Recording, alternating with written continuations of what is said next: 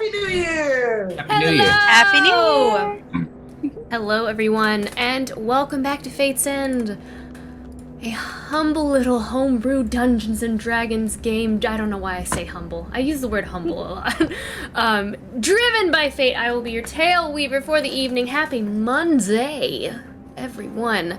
Let's get into our announcements, shall we? First of all, we want to shout out Tabletop Audio at tabletopaudio.com for the ambiance and music that we use from time to time in our game. This menacing background, fetid swamp music that you're hearing right now comes from tabletopaudio.com. You can go and grab this audio for free for your own games at tabletopaudio.com. You can also support Tim on Patreon so he can continue to make awesome sound sets. We support him and encourage you to do so as well. We will put a link to the chat in just a moment.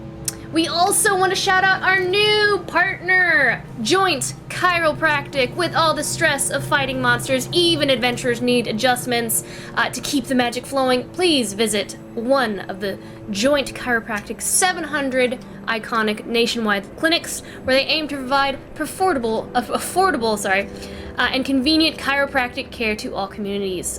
Answer the call to adventure and get your first examination, consultation, and adjustment for only $29. And Daniel will put a link to the chat as well. I go to the chiropractic regularly because I sit at a computer all day, and I'm sure the majority of you also sit at a computer all day as well. So don't let that spine turn into, I took an arrow to the knee. The joke didn't land. But Rhyme, Lauren. I know. I was like, sometimes You understood the joke. You understood the joke. The improv just didn't work out the way it was hoping. We also want to shout out Nine Realms Gaming. They create top-notch gaming accessories from the finest woods this realm has to offer. You can visit ninerealmsgaming.com and use our exclusive partner code LIAR10 to get 10% off. We also want to shout out Mithril Armory. They create unique tabletop RPG items for everyone to enjoy on their adventures. You can grab their 1020. Show those beautiful bad boys off, those of you who have it in chat. Woo! There we go. It also will take you to another realm of existence. If you're, specifically Danny. We've worked so hard to get that green screen to look right. And all it took was the 1020 to send you into another realm. They also have awesome D&D graphic tees on their website. You can visit mithrilarmory.com right now to grab some of that awesome adventuring gear today. We also want to shout out Sirenscape for the ambient sounds and music that we use from time to time. We use their online player. If you backed our Kickstarter, just a reminder that Stargazer's Guide to Aurora is coming to Drive-Thru RPG. I know you guys are really excited about that. It's coming, I promise. It's coming soon, and we will have a date as soon as possible. You can follow us on social media with Command Socials and follow us all individually, all the cast individually on social media as well. Outside of that, time has come. Let's draw our cards. Akron is going to be recapping us from the last episode of Fate's End. Be full of surprises from the very start. Finalai awoke to the sounds of Helianthus and his army packing up and going home, the very morning of our siege. You know, the Fade like to joke like this all the time. I mean, it's gotta be a joke, right? Although, Helianthus never quite had a sense of humor. You kind of like poke your head out. Mm-hmm. You poke your head out and you see in masses parts of the army leaving. Are they supposed to leave? Wait, did we have a plan for them? Are you so asleep? I'm gonna run after them. Hey guys, wait! And Finn will turn and start running towards the manor and go to Prey's room and just like knock on the door. Prey! Boom, boom, boom, boom, boom. You hear a lot of hurried rustling as she opens the door. It's like, shh, they're sleeping. Did you know that Helianthus is leaving? He's what? He's leaving. He's not gonna stay. Apparently they're all moving out back to his estate. Regardless, the show must go on. I mean, the Feywilds aren't going to save themselves. We decided to go through with the attack on the witch's estate, and Samson said a few inspiring words. I think this is a liberation, right? We're going in. Wow. We're going in. We're telling everybody that hey, LURK no longer has power. You're free. This estate doesn't exist anymore. Everyone who wants to fight can, and they can all die, and all the servants can go out, and everyone who is on our side can leave and tell our story, and then we burn it to the ground. Easy as that. There are a few stronger messages than burning someone's house to the ground. And we were off. Flying over the Feywilds made it obvious how much the Shade Witch's magic had affected every corner of the land and the creatures who lived there. The manor of the Shade Witch, with pale, hollowed-out windows that glow a sickly yellow up along the trunk like a castle spire. Vines draping all around the bare branches. It is damp and dewy everywhere here. A constant drip from the neighboring plants, smaller towers that look like moral mushrooms just jutting up out over the sharp branches along the top of the balconies that overlook the rot below. Bulbous pods hang from the vines down the branches, lanterns, casting light all around the base of the tree, and you see a few gangly fungal creatures, the lash tongues that Losum mentioned, standing guard along the base entrance, their limbs long and thin, fitted with thorns, their heads almost 3 times the size of their bodies, with large crocodile-like gaping mouths that hook over the bottom jaw like the beak of a bird. And every now and then they open their jaws, yawning to reveal a writhing, sludge-covered tongue. We silently snuck past the guards into the estate and began investigating. The Shade Witch definitely has an, unique aesthetic. Swamp chic? Anyway, we were in the midst of discovering most of her secrets when we were interrupted by one of the house servants. She's holding, it looks like, blankets and linens, and she begins to slowly make her way into the room towards the bed. What about that other set of footsteps? She's a fawn. Oh, multiple sense. Okay. She's got Oh my gosh. 4 feet. So you realize, oh, it's just her, as she kind of walks that's what you in, meant. and she kind of places the sheets down and begins to change the sheets on the bed. Esperice, you're kind of looking down. She doesn't notice that you're there, but like you can see the top of her head as she's removing the sheets on the bed. Not sure if she was friend or foe, we turned to the least threatening member of the party for help. And you just kind of like put him down, and he just like clops, clop, clop, clop, clop, clop, clop, clop. And as soon as like he begins to clop, she hears that, she kind of juts her head to the side, and she just kind of like, ah! Like she's kind of scared for a moment from the sound because she expected to be alone, and she looks down at Mountain as he just kind of like clip clops over to her, and she like at first she's terrified, but then she kind of like stops and she's confused. And he just stands there and he holds up what looks like a sunflower seed in his hand, and she just kind of like tilts her head very confused, looking around. Say that you're Mountain. Mountain, that's brilliant. Hi, my name's Mountain, and I'm a Rog. Wait, what? Oh. Well, That's what you guys told me to do! Say your name's Mountain! Her eyes go wide. You guys don't hear anything. You guys don't hear Finn. You don't hear what Finn says because this is all in her mind. This is all in her mind, so you don't hear anything. After a little convincing from Mountain, we made ourselves known to our new friend. Okay, friend might be a strong word. Open. She very quickly shuts the door and she goes, We really, I mean, I can hide you all in my laundry basket back, but you really shouldn't be up here.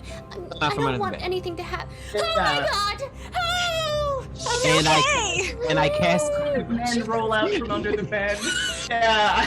How many are, oh, you're not a Rog! Oh! No. Hey. I see you've met my friend Mountain. Did he give you the seed? And you Did cast you that get- spell? Yes, I cast Calm Emotions. Yes. Immediately, she just washes over. She goes, Today promised to be full of surprises from the very start. Finalai awoke to the sounds of Helion.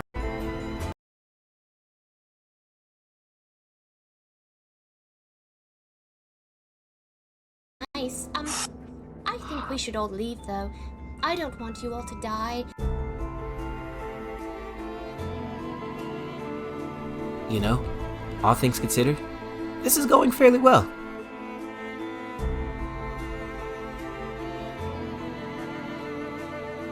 I mean, sure, we're outnumbered, behind enemy lines, and Helianthus left with over half our forces this morning.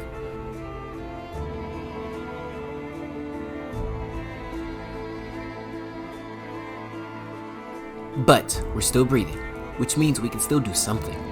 And we have Samson outside, with a garrison of centaurs ready to stampede and raise hell.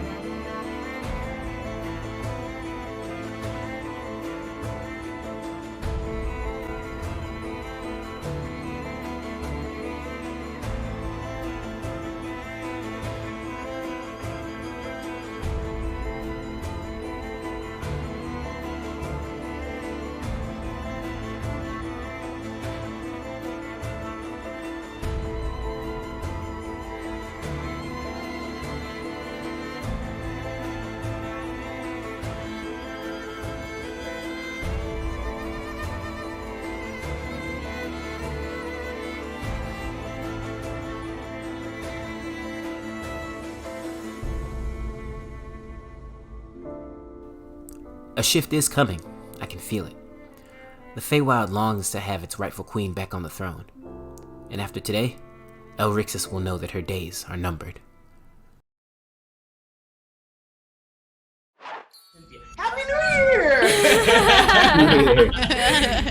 And- did we make your I acquaintance? feel lonely.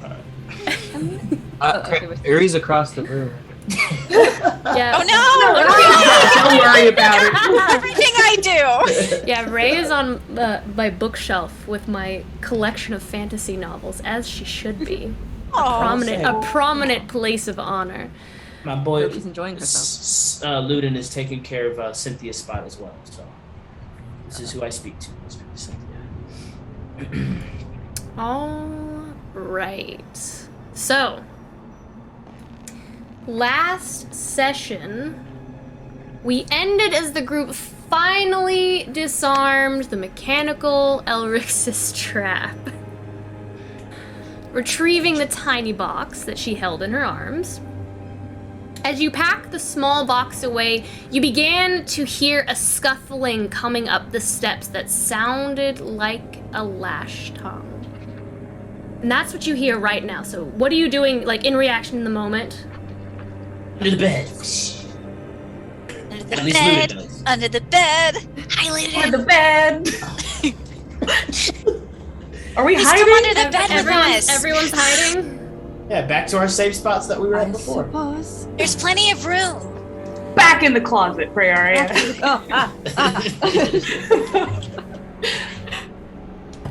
Okay, They're all give me a stealth check, everyone. We're gonna have to fight this.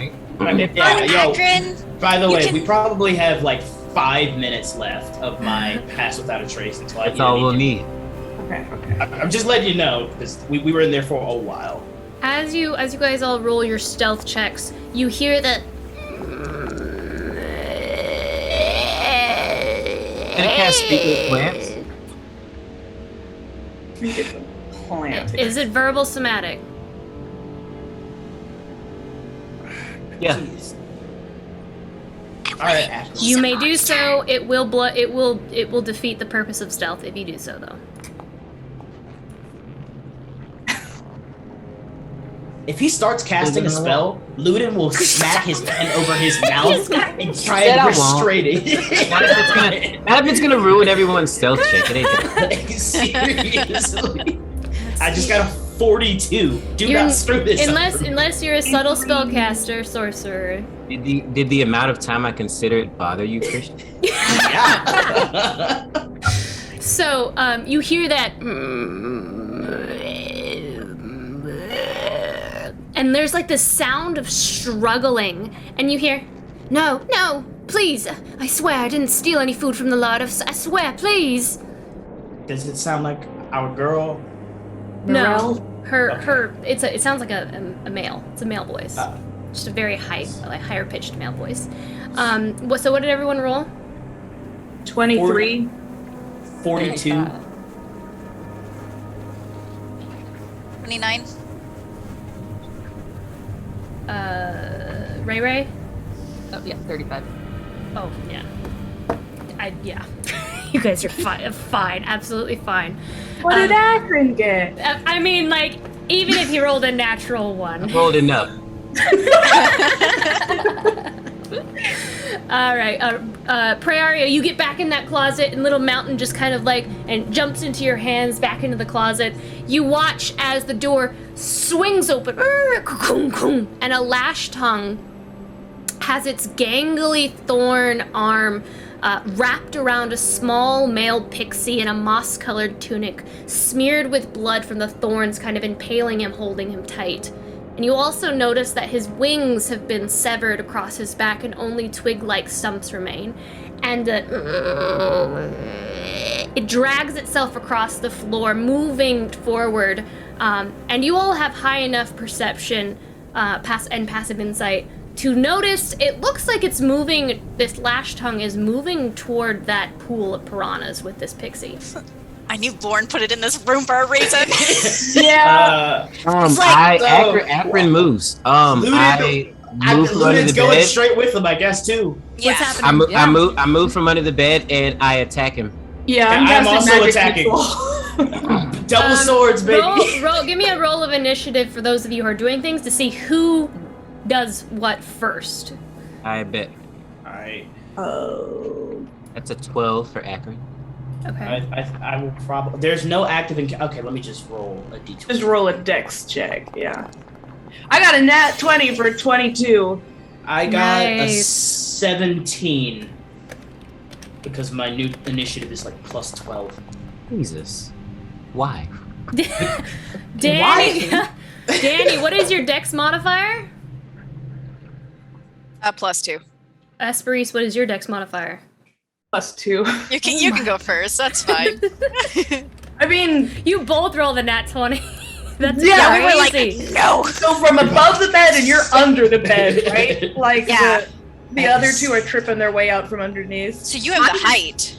Yeah, I'm just planning on casting magic missile, which is essentially reaching deep into that plant brain and finding their deepest shame and trying to burn them from the inside out.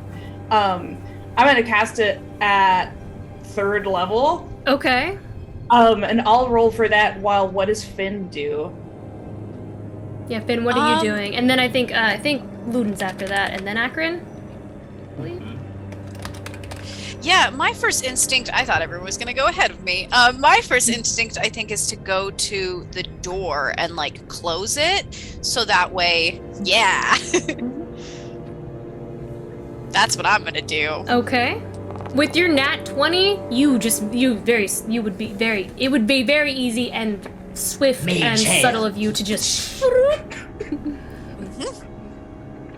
right, Esperise. Somehow I rolled 9 with 5d4, but I do add 5 to that, so it's 14 points of force damage, because we all remember no radiant damage, right? We all remember no radiant damage, Yes. Mr. Paladin? Okay. 100% we remember. And I also, before Finn goes out the bed, he'll reach over and, like, touch Akron and use guidance on him. Okay. I don't know what he plans to do, but I'll do something like that. And then I'll go get the door. Yeah. While Finn is like dashing across the room to close the door, just these luminous eyes from above the bedspread looking down and psychically going, shame, shame, and starting to burn a little bit of that plant guy from the inside out. So I assume, is this like for intents and purposes, is this a surprise round? Yes. Okay. And how far away is this, like, because I know the bed's pretty big. How far away is this thing? If I use my longbow, is it disadvantaged? Let me put it that way. You're fine. Perfect. You guys are collectively going to do enough damage to kill it. Hopefully. I will sharpshooter both of them. Both shots sharpshooter with my fey killing arrows. That's a natural 20. Nat 20. And then the second shot, let me do it. That is a 19 to hit. Does a 19 hit this thing? Obviously, Christian. Okay, cool. That's 20 off the bat, plus that, plus... Actually, I'm gonna hold off on anything else. I think that will be enough. So that's 29, 36. So, you guys, I want to know, because this guy didn't have enough hit points, especially on his own during a surprise round. You guys decimated. I want to know, in order, I'll let Esperise and then Finn and then Lud and then Akron and Prearia, you collectively, like Ocean's 11, smooth as butter like a machine, shine. I want to hear, like, how do you take this guy down? So we'll start with Esperise, then Finalai, then Ludin, then Akron, then Prearia. What does this look like?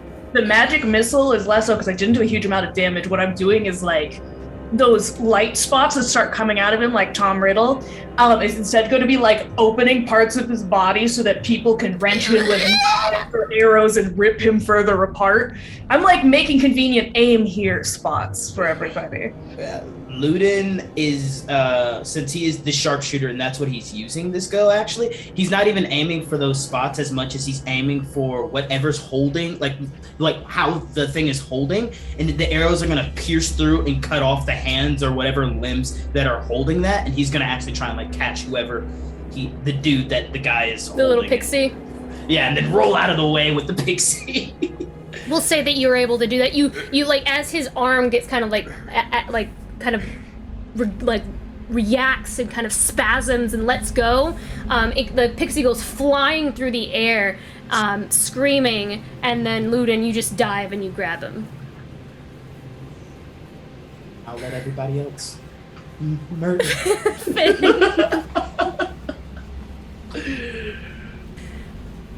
Finn. Hi. So I think everybody under the bed kind of like met eyes for a moment, and then they were kind of like silently like, yes. And they all went out at once. Finn, before he headed out, swiftly touched Akron on the shoulder and then went out in one motion and went towards the door, looked out to see if anyone was coming, then quietly shut it and was listening for any footsteps on that other side coming towards them. Just very smoothly, you were able to do that without alerting anyone with that natural 20. Yeah. All right, Akron? Yeah, I was actually gonna go for the pixie as well, but I guess Ludin's got him, so you see this creature, there's like pieces of its like plant-like matter pulled apart, kind of like forceps opening a wound, kind of glowing within it. Its head's just kind of jut back, and its arms are still like spining outward as if it's trying to react in some way to defend itself. Oh yeah, seeing that Ludin's got the pixie, this thing's a lash tongue, right? Mm-hmm. So it has a very large whipping tongue. So yeah, Akron's gonna rush out, and after the arrows have pierced through the arms, he's gonna run in, and seeing these openings that Esperis has created, he's gonna shove his hands inside and let the vines from his armor kind of like wrap around his insides to give him a little bit extra grip, and he's gonna reach up and kind of like rip them apart. Ooh. And just like a moss and vines kind of like shredding apart. It's about to scream to alert the others, and you just go through and you rip out parts of it, and you go for that like what you would assume would be this plant's larynx, and just rip it out so it's not able to alert the others. And it's on its last legs, and how do you finish it, Prearia? I think she's just gonna walk over and kick it in the piranha pit. Yes! Spartan kick! You walk over, sassy and proud, the queen that you are, and you just kick it, and it just like flies backward into the pond. Water kind of sopping up over the edges and onto the floor, and it's not moving, and it's just kind of like it slowly floats there for a moment, and then it begins to sink down to the bottom. Ludin's hands over the pixie's mouth. It's just like you can feel it like exhaling and inhaling very quickly.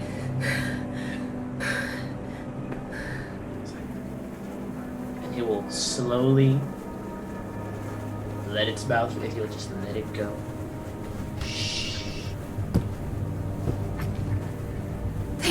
Thank you. That was amazing. Oh, wow. Wow. Ooh, wow. Who are you? I mean, I'm not upset. Oh my god, thank you so much. Oh. We all just go. The silent, that's our thing. Every time we save somebody, we just go, shh. He just kind of like holds his hand over his mouth. I'm gonna take a step back this time because he screwed up last time. Esperis is planning to kneel by the boy and kind of nod to, especially to Prey and Akron, to talk to him. She's just gonna give him a look over, especially at those wings, and do a medicine check while people are explaining to him, is that a healable thing? Or is he just permanently... You can make a medicine check. I'll assist in that one. Yep. I will stay by the door. I'm gonna cast Friends. Okay. Are you alright, No. little one? Yes, I'm fine. I almost died. He looks over at the piranha pit, right? Got a natural 20, clapping in the background. He looks. I can barely tell. You seem very brave in the face of danger. That's very kind of you, but no. I'm not brave at all.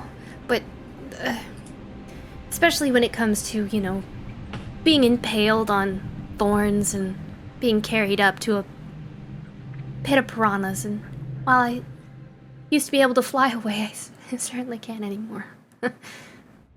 Did Elrixis do this to you? Yeah, yeah.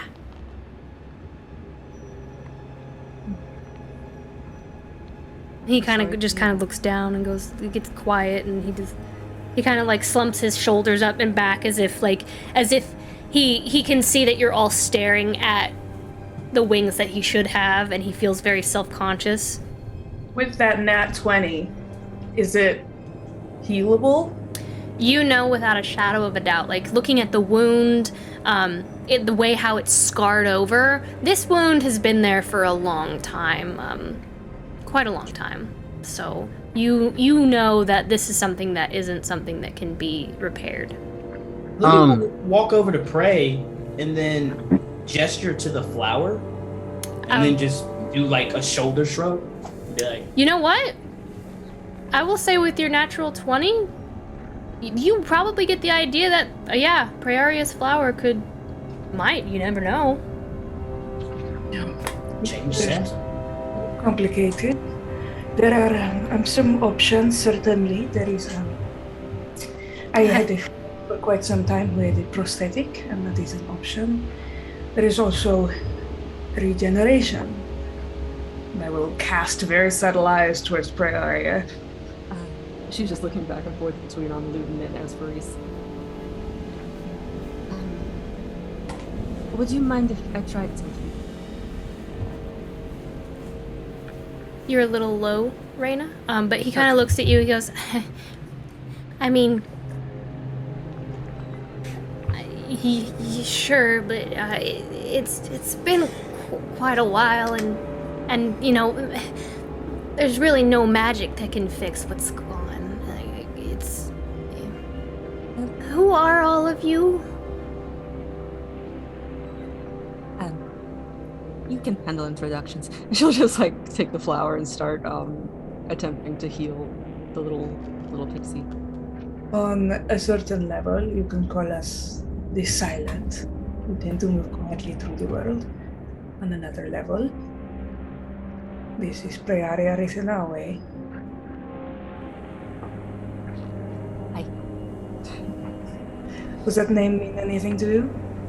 Oh, we've heard that. Yes, we've heard that name. We're not supposed to say that name, but yes, we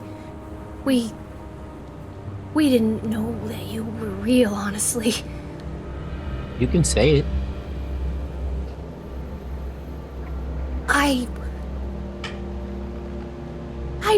What I he looks like, it's kind of like Voldemort, you know, like around here. He can't say, and he's just like, he's like looking around like, I'm pretty sure someone will hear me. Hey, if they do, they'll end up like that guy, and I'll point to the piranha.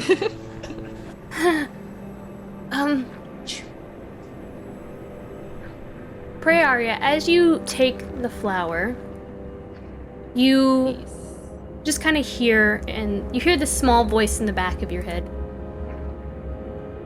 What do you wish?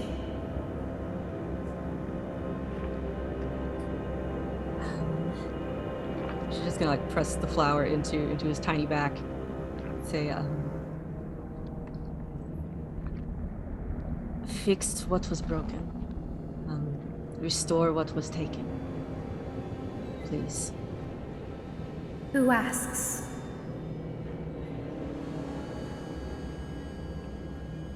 I, Prearia Rithnawe of the Feywild, ask this of you. Who asks?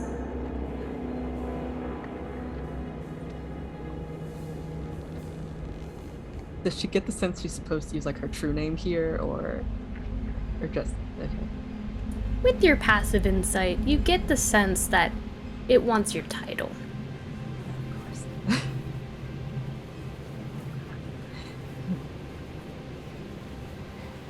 I, Queen Prearia Rithnawe of the Gloaming Court, ask this of you.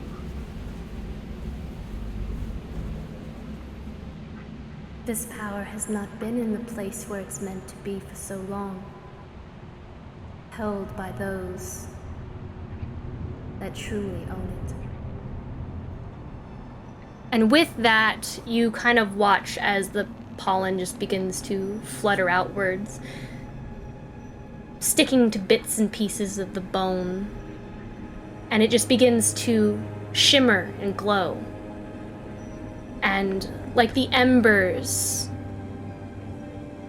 on the tips of a candle wick, it begins to grow and form, and he's just like, he is freaking out, like eyes wide, kind of like, he's not screaming, he's just like breathing really quickly, and he just begins to kind of squirm a little bit, and the wings begin to form, and the glow fades, and his wings are fully formed again, and he just kind of like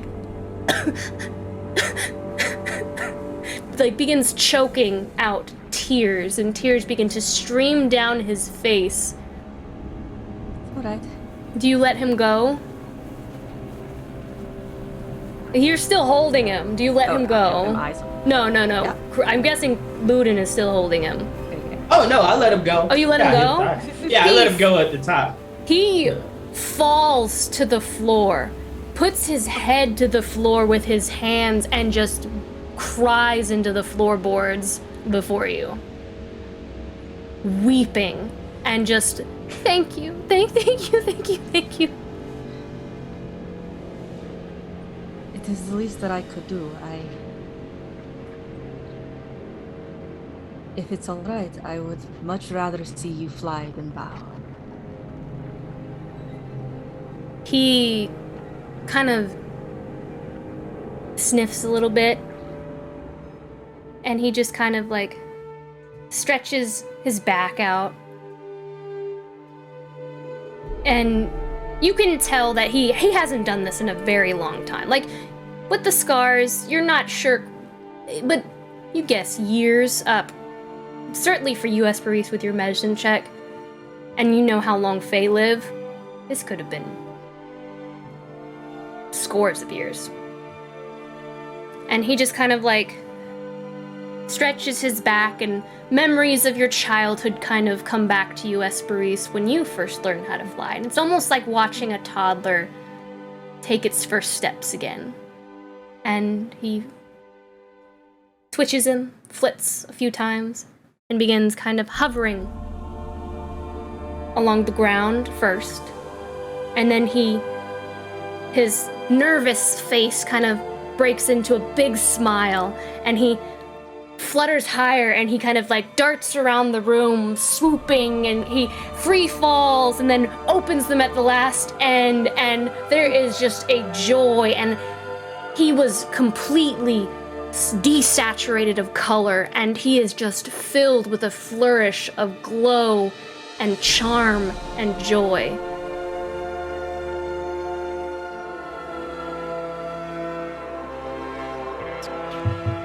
And he just flits over to you, and he just hugs you. He remains quiet. There's just you can just hear this little bit of huffing of his lungs as he excitedly breathes, and he just runs over and like steps onto your shoulder and just hugs your ear. Thank you. I don't know how you did that. Oh my gosh. Oh. I never thought I'd be able to fly again. Oh, I feel I could do anything. What can I do to help? Well, tell me, how many more of you are there here? Of me or servants? Servants. There's probably 20 of us left. About 20. Do you know the girl, Mirel? Oh, yeah, she does the linens. Well, we have spoken to her just now, and she is speaking to the other servants and gathering them. If you want to join her. I can make sure the guards don't see me. I know where all the small places are. Some that I couldn't reach before. Now I can. Very good. We're going to get you all out of here. Before we get them all out of here, any of those secret places you might maybe tell us about? Are there anything? The yes. Secret places I am talking about are small for a mouse. Okay. Yeah. Not that, I mean, you are... No. I'm not offended at all. We are just trying to, we have some people outside, some people inside trying to be efficient. So, no, your help is very much appreciated. Well, what? I can help Muriel, and if you wait here, the closet over there, it's fairly big. You could hide in there, and I can come back, and when everything you're trying to go somewhere, or are you trying? Library. We're going to the library. You're going to the library. Oh. Yeah. I can help Muriel distract the guards, or maybe help move them into a certain location, so that you can make your way to the library. Sure. There's only 4 more, right? Guards. Yes. Most of the guards are outside. Perfect. That would be wonderful. There are more taskmasters inside here.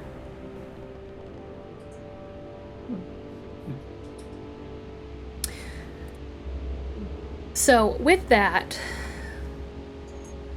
the fairy will just kind of, you'll see them kind of like flit up to the corner into a small kind of like hole near the crown molding, and you'll see them kind of disappear through the hole. everyone probably also feels a little less stealthy, as Pass Without a Trace would definitely have ran out by now. Just keep that in mind. Ludin will go to Akron while they were talking, and he'll be like, "Hey, you mind casting light on a couple of my arrows? I think it'll be an easy signal for our friends outside. 600 feet in the air, bright light. I think they'll get the picture that something's going down, considering if we need to. And I could shoot that out of a window compared to Cast light. Yeah, so I'll get him to cast light on like 5 arrows. And Ludin, I guess we'll just explain to everyone, hey, so if things start going really bad really quickly, I'm just going to shoot this out the nearest window at the highest point in the direction of all of our friends, and they'll probably be on their way. And I will probably also jet to get outside as fast as I can. Just letting you guys know if we start getting spotted. And the last thing that I need to know is I can make us stealthy again for the duration of this entire time that we are inside. But I will be completely out of second level spell slots if I do. I'm fine with that. I'm just letting you know no more gust of wind to help move anything, which doesn't help. To be completely honest here, The most valuable spell. I think if there are only 4 guards, I don't think we need to be that stealthy. Should we take them out? I think we can handle it. But Should we take them out?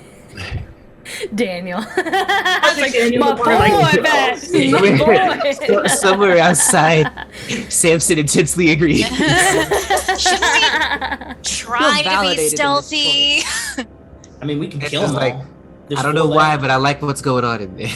Well, they're all gonna die anyway at the end, aren't they?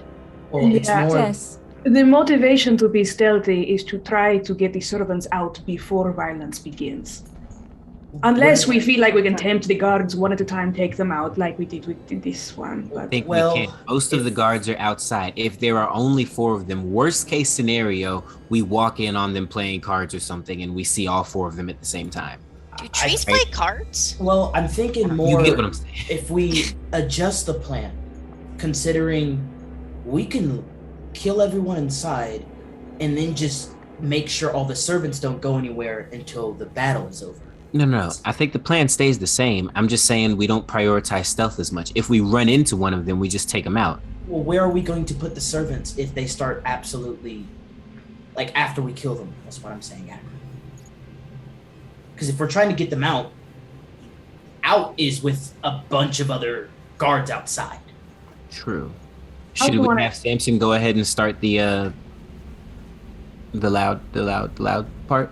Well, if Samson's going to start the loud part, we might as well kill everything inside first. so At that this point. I want to clarify something that Lauren said. You said that there were 4 guards and taskmasters. Like, are the taskmasters No. a different? They are like if it wasn't clear enough, what he was saying is that the guards inside serve as taskmasters. Okay, that's what I thought. I just wanted to make sure I wasn't No, you're good. that there weren't like a whole bunch more that were called something else. Okay. Oh. Well, yeah, I feel like we can take them out, keep them not keep them prisoner or anything like that, but just keep them safe inside, stay at the front door, make sure none of the guards come inside, or shoot from the front door rather than let them out. And then at the end, after the battle is over, at least we know where they all are, and we can keep an eye on them. They're Compared sending to... them all to the library, I think. Mhm. So just kind of keep the fighting away from the library and keep it safe until it's safe, and then go back and let everyone out. Yeah, this is more like a dungeon defense game now. We are defending the library. In the library. That sounds good to me. Well, I think as long as the fighting takes place like on the other side of the estate or whatever, we should be fine, right? Like, Exactly. So that's I'm just making sure because that kind of changes our plan just a tiny bit, but I mean it's easy to adjust to, and just letting you know. I'm going to change use your my spell. mage hand is going to come out again, and I'm going to try to pick up the remnants of viney plant material and start pulling it out of the little pond there, just to see. They don't have any of like those little stones that they had at the dungeon, right? Like there's no evidence on them that they're able to communicate with each other like through some physical magical device? If you're proficient in nature, you could check. Yeah, I am. Can I help? Absolutely. You might. I have a +6, so I could help you or whatever you want to do. I have a +11. Okay, I will help you with that check. I will help you by I'll use my mage hand to pick it up and start bringing it out a little bit. There's a piranha hanging off the end of one of the arms. Oh, the piranhas aren't touching the lash tongue. It's a plant. They want that meaty goodness. They're just kind of what the heck did you put in my pond? They don't like vegetables. They don't want vegetables. They want meat, flesh. They want protein. They're trying to get them gains. They want fey flesh. Fey flesh. All right, what's our rolls? Okay. Rolling. Ooh. There you go. That's pretty good. 19. 19. All right, 19. So you pull out this carcass, this vegetative mass carcass, and you kind of looking over it, and you notice up within the upper mouth of the creature, there are these kind of 2 holes that when they close their mouth, they inject air out of, very similar to the velociraptors in Jurassic Park, where they use a call through that part of their mouth in order to alert others. So there is a call, but it's not an internal communication. So kill them before they can scream, Basically. Okay. That's why they call us the silent enemy. Never gets a word in. Yeah. Aim for the throats. Okay. Well, I got my bow. Finn, you have your Sling. sling. My sling? Yeah, I got sling. Got your sling And magic. and magic. Akron. I have no long range options. I punch them. Do you want my sling, Akron? You can use it if you want. No, I'm good. Okay. Ludin pulls out a +1 longbow, and he gives it to Akron. And he gives him no. I'm Your good. punching things will heal things. And if they see If them he across, smites them, only if Right. he smites them, he can punch them normally. yeah, if you're close, that's the thing. If they see us I'm from across really the good room, at getting close. yeah, okay. Just in case, here's a +1 longbow, I don't. and he's gonna give him. You're not a I'm not gonna Fae. use it. You're not. Okay, keep it just in case. I'm not gonna Keep your use it. shield and your freaking longbow. No, He's I love worried the about shield. you, Akron. I have the shield. I always have the shield. I'm not gonna use the longbow. Ludin makes sure that he freaking attaches the longbow to Akron's back, and he gives him 10 Fae killing arrows, just in case. This feels so wrong. He Yes. just wants you to be safe. Yeah, I don't care what it feels like, Akron. If Weapon. the moment comes and you use it, you don't even have to let me know that you used it. Okay, just don't die. And Can I use the arrows as a melee weapon, Lauren? Can I just stab And people? all look away when you shoot. I'm joking. you don't even have to be proficient. What are you doing this to me, man? Daggers. You can just stab Yeah, somebody. I mean, I guess I would use it as daggers probably. Daggers. Why? At this point, the door kind of you see the doorknob kind of turning, and you just kind of and you see Muriel's head just kind of poke through, and she sees you pull the bow. She's like, goes back down. Well, I'm right by the door, so. Hi. Hi, can I just come in? Yeah. Oh, yeah. Sorry. Oh, okay. I'm kind of in the way. Stuck to and the she side. just kind of skitters in, her fawn feet kind of pittering behind her, and she kind of shuts the door very quietly. She goes, okay, I think maybe maybe 15 minutes you have down in the library. I took some of the acid out and I poured it down. There's a very big hole in the kitchen now, and I told the guards that someone was trying to escape, so... Wow, you're really good at this. Well, we know where the guards are. I mean, it's what I wanted to do for a very long time. I was just too afraid to do it, so I just... So, are they all there? They're in the kitchen. Are they all? Yes. So maybe 10, maybe 15 minutes. You should hurry. All right, we gotta get going. Come on, guys. Oh, you did Go so to the good. library, or do we go to the kitchen and burn? Did I do a We're good gonna go job? to the kitchen. Yes. Yeah, You're very You did clever. great. Oh, He's Luda's just gonna say, hey, get everyone away from the kitchen. We're gonna kill the guards. Yeah. Oh, I need to blow off some steam. okay. I was able to tell some people, they're already in the library, but there's just like 20 of us, so I better hurry. Okay. They're doing a wonderful job. Here. Do you need Finn, some acid? Yeah, Sure. Luda, take the acid. I have 2 more bottles. I grabbed the other 2 bottles. Okay. Wait, should I take one just in case? You know what? Yeah, you're really useful here. You can have it. I feel like you'll know what to do with it. Oh, okay. I'll be back. Alright, bye. She pitter-patters out the door. Bye. I love Nothing her. can happen to her. Nothing at all. She's the best player on our team. What is Okay. What's her name? Mural. Miro? She's an honorary silent member. What is it, Finn? She's like part of our Mums the Word crew or something. I don't know. Alright, well, You're doing. Okay, let's go. Come on. yeah, let's go murder some people. I guess we're gonna try and stealth to the kitchen, but I guess that's what we're doing. If You not, open we're open gonna the murder. door, and she's immediately like she's immediately standing there, like, and you just like open to see her face, and she goes, "Oh, I just realized you have no idea where the kitchen or the library is." Yeah. Where are the kitchen and the library? Okay. And she stands there, and she kind of like outlines on her hand, and then she points, and she kind of shows you like roughly like up the stairs, and like everything, like the kitchen's downstairs to the back, and the library is actually towards the front of the building, next to the foyer. And she goes, "Okay, I'm gonna go tell people now." See ya. All Perfect. right. She's Yeah. awesome. I guess we're heading to the kitchen. To, All right. Yeah. I'm just gonna ask this question out of character.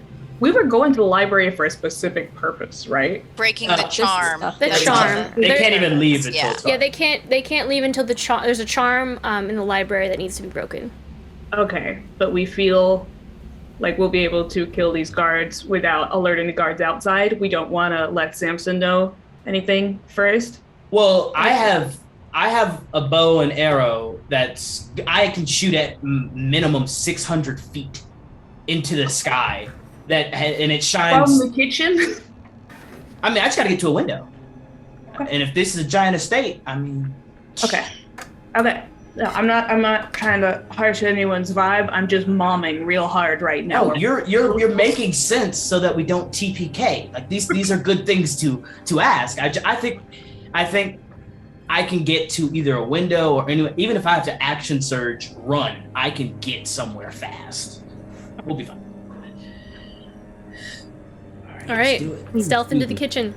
Give me a stealth roll. Before we go in, I'm gonna cast Long Strider at 2nd level for me and your boy Luden. And I'm gonna go ahead and cast Pass Without a Trace. Who cares? I mean, I like, thought we were saving the stealth. bruh, we gonna go ahead and use We it. want to make sure they don't leave the kitchen. Yeah, we gotta kill them. Like Okay. this isn't like a. I'm going to, when we're almost down to the kitchen, whenever we're like in that final sketch, I'm going to spread my hand into Finalize, and I'm going to cast Greater Invisibility on both of us. Give his hand a squeeze. All right, let's do it. So stealth checks? Question mark.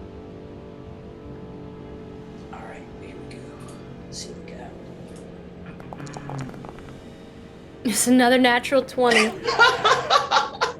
Raina rolled a natural 1. I did. Hey, that's what that natural 20. Oh my god! Oh Well, that's a wow. 32. Incredible. Yeah, I got a 2 44. natural 20s. Got a 44. The natural one's still like a 22 for Priaria, though, right? It's a 13 for Priario with a natural 1. Well, if Luden did pass without a trace again, it's a 23. Yeah. I did. But there's two natural 20s. That's 4 successes just of those 2. So Hey. you are just you We're know silent. exactly where to step. You like the wood of these stairs that go down are rotted, and you know where they're going to creak. You're just in sync. You just know where to put your feet and move very quickly and quietly down the steps. You hear them before you even approach. You can hear that very lizard-like growl coming from. It sounds like 4 of them within the kitchen, and it sounds like one just kind of hear that. Another one.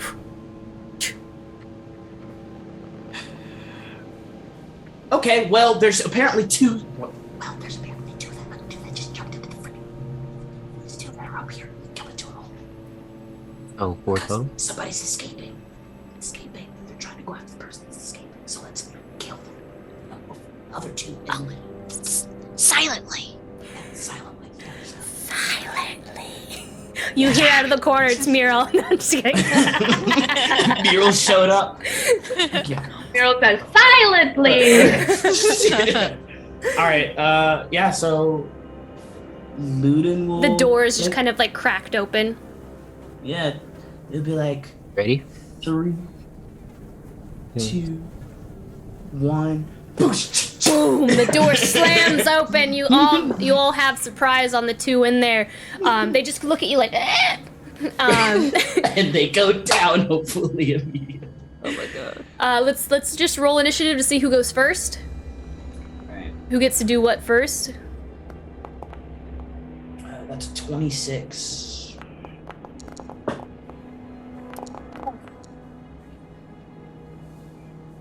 All right, Well, Esperise. Well, Sounds like you're going last. Wow. No, Raina's going last. Yeah. Finn. 16. So you go before Esperise. Akron.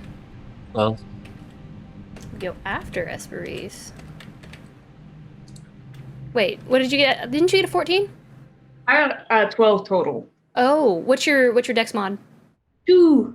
What's your dex mod, Akron? 2. Yeah! Who would like to go first between the 2 of you? I went first last time, so Akron can go. Okay. Right? thank you. All right.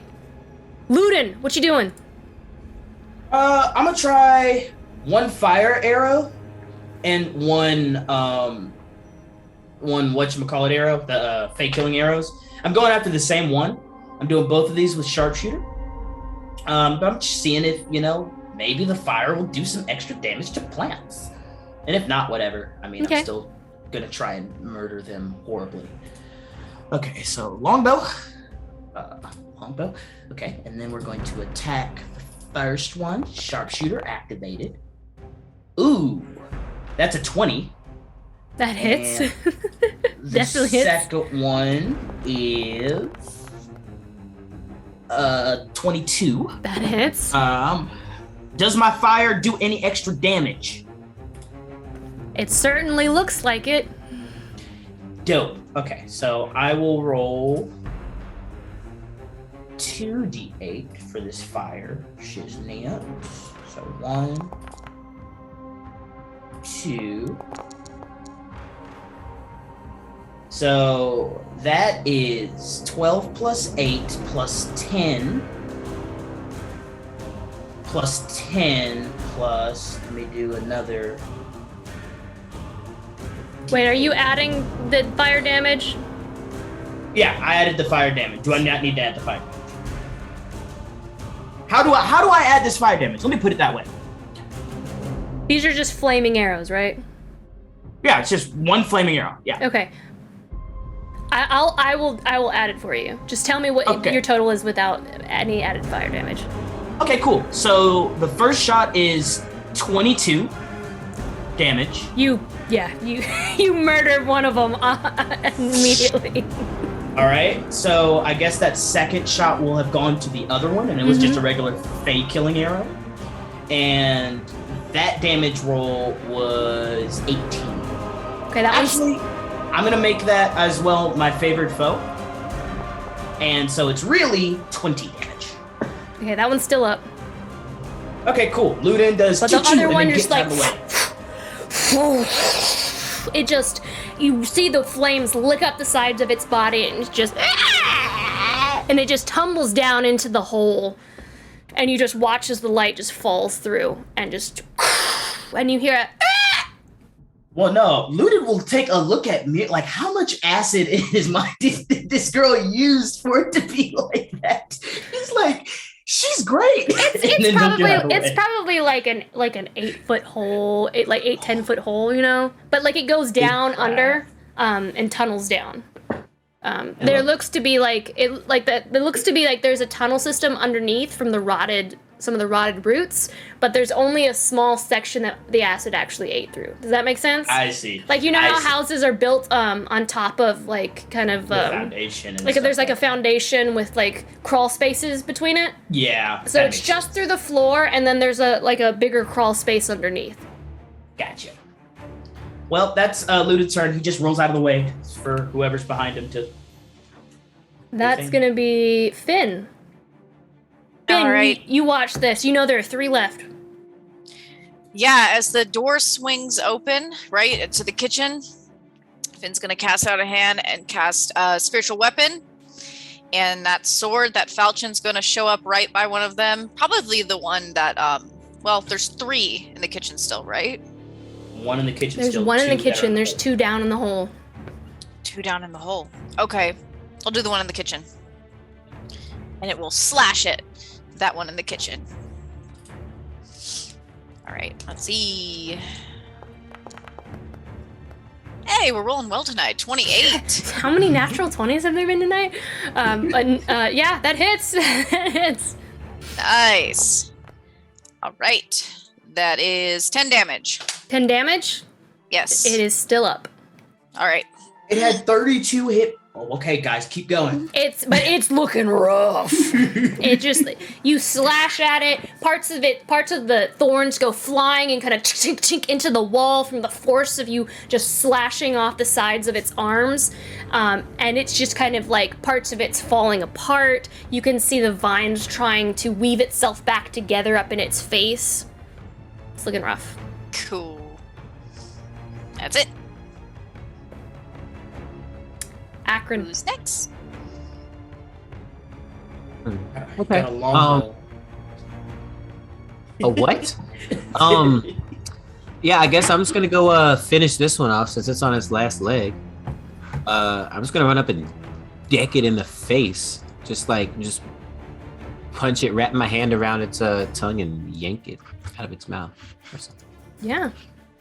Would you also like to move into the hole afterwards? That would be awesome if I could, yeah. Okay, let me attack first.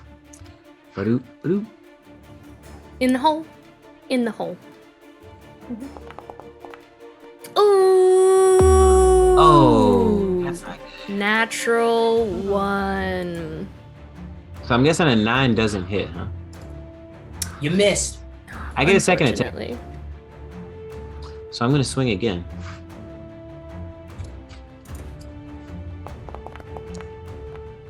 Ah, much better. Okay, cool. Oh my god! What is happening? And you guys are always like the digital roller never lets me get good rolls. Right. You know, I was gonna throw a smite on it, but I feel like I don't have to. I mean, Also radiant damage. I was joking. well, it was I was gonna do a wrathful smite, so it would be second. Oh, Nice. oh, cool. I'm versatile. Yeah, but I think I'm just gonna do a regular attack on it. You said it's looking rough, right? Oh yeah. Yeah. All right. So yeah, I'm just gonna do a regular. Oh wait, sorry. I should have hit crit, but that's okay. That's 10 regular, but then I guess double the dice for the nat 20. Mm-hmm. So. It. You, 14, 7, yeah. You a get lot. it. Yeah, you get it. You grab this creature by the tongue, and since you are gonna go into the hole, you grab it and like fly through with it backwards into the hole and just smash its skull into the ground, and it just kind of like this plant matter just kind of flies outward, hitting the wall, and just kind of like gets all over you, and it just kind of like twitches for a moment and stops moving, and you're down there with 2 corpses next to you. And he'll get up and be like superhero. He'll wipe some of the slop off and be like, violent. Y'all good up there? All right, Esperise. Oh, nobody's left up top, right? Nobody's left up top. You know there are 2 down there. I got greater invisibility and pretty good eyesight. I'm gonna jog on over to the little hole and look down in it and see if I can get eyeballs on any of these guys. You'd have to be down in the hole in order to, like, it's down in, and then you'd be able to see from there. Okay, Esperise is gonna fold herself up a little bit and hover down the hole, trying not to touch the dirt. Much more gracefully, Esperise. She's invisible, but she still doesn't want to be dirty. So I'll hover downwards. Can she see them when she reaches the bottom? Yes, when you reach the bottom, and again, that's like about 10 feet of movement at that point. You do see them. They're looking back because they hear all the commotion, but they're probably like 10 feet ahead. And they're like currently looking back in like surprised from whatever the heck is going on. Okay. I need to remember how the condition invisible works. I believe because they don't see me, I have advantage on my attack rolls. Is that right? It's a surprise round. It's a surprise round. Yeah. So it happens anyway. Okay. I'm gonna cast Firebolt. Oh, snap! I think this doesn't do a lot of damage. I'm just gonna like bowl some fire down the tunnel at them and see if I can get them.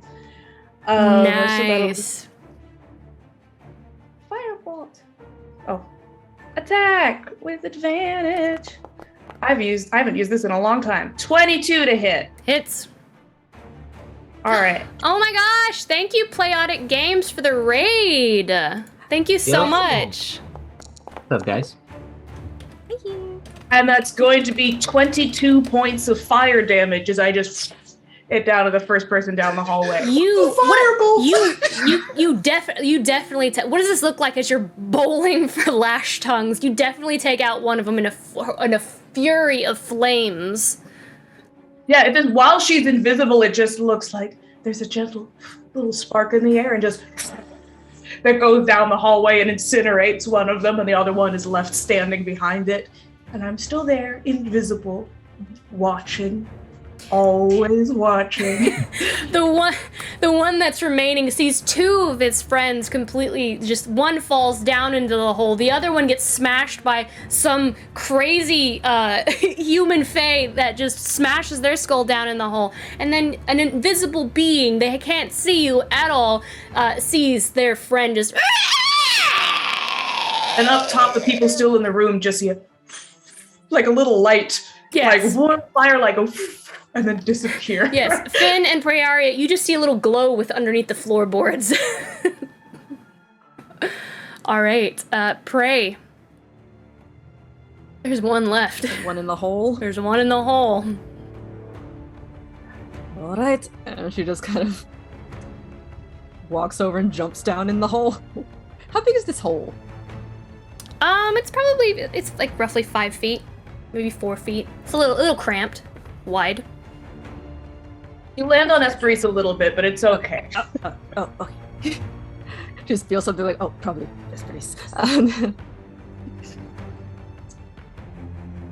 All right, we don't got much room, so she's just gonna stab. She's gonna take her daggers and try to stab at its throat. All right, roll to hit, roll to stab.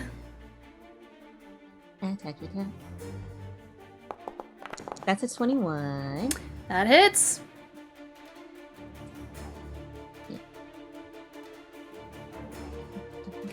That hits. So that's 7 plus my sneak attack. Oh, shoot.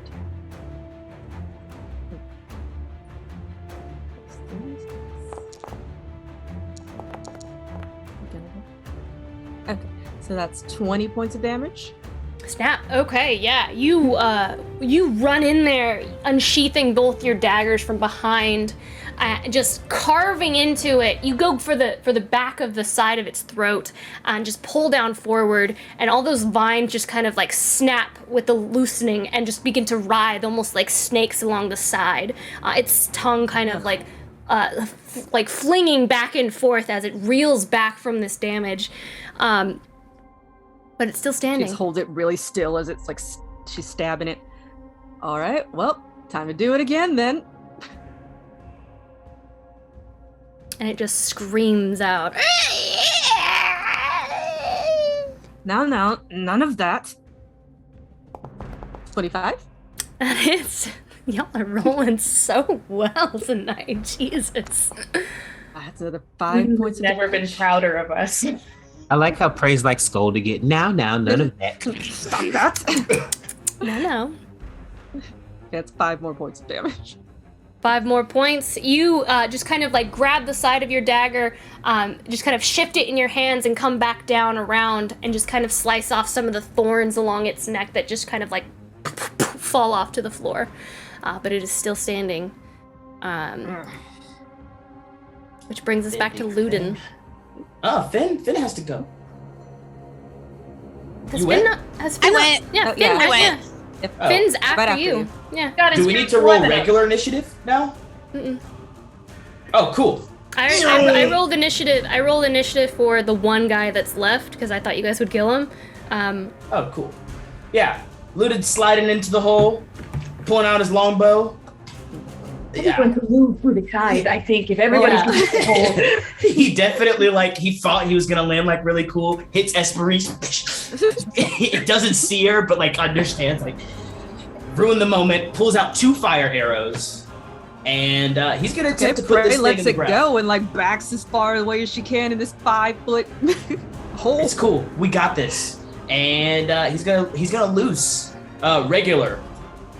So we're gonna see what happens. Do it. Okay, so the first Stab one's it with the arrow at this point. 17, and the second one's a 29.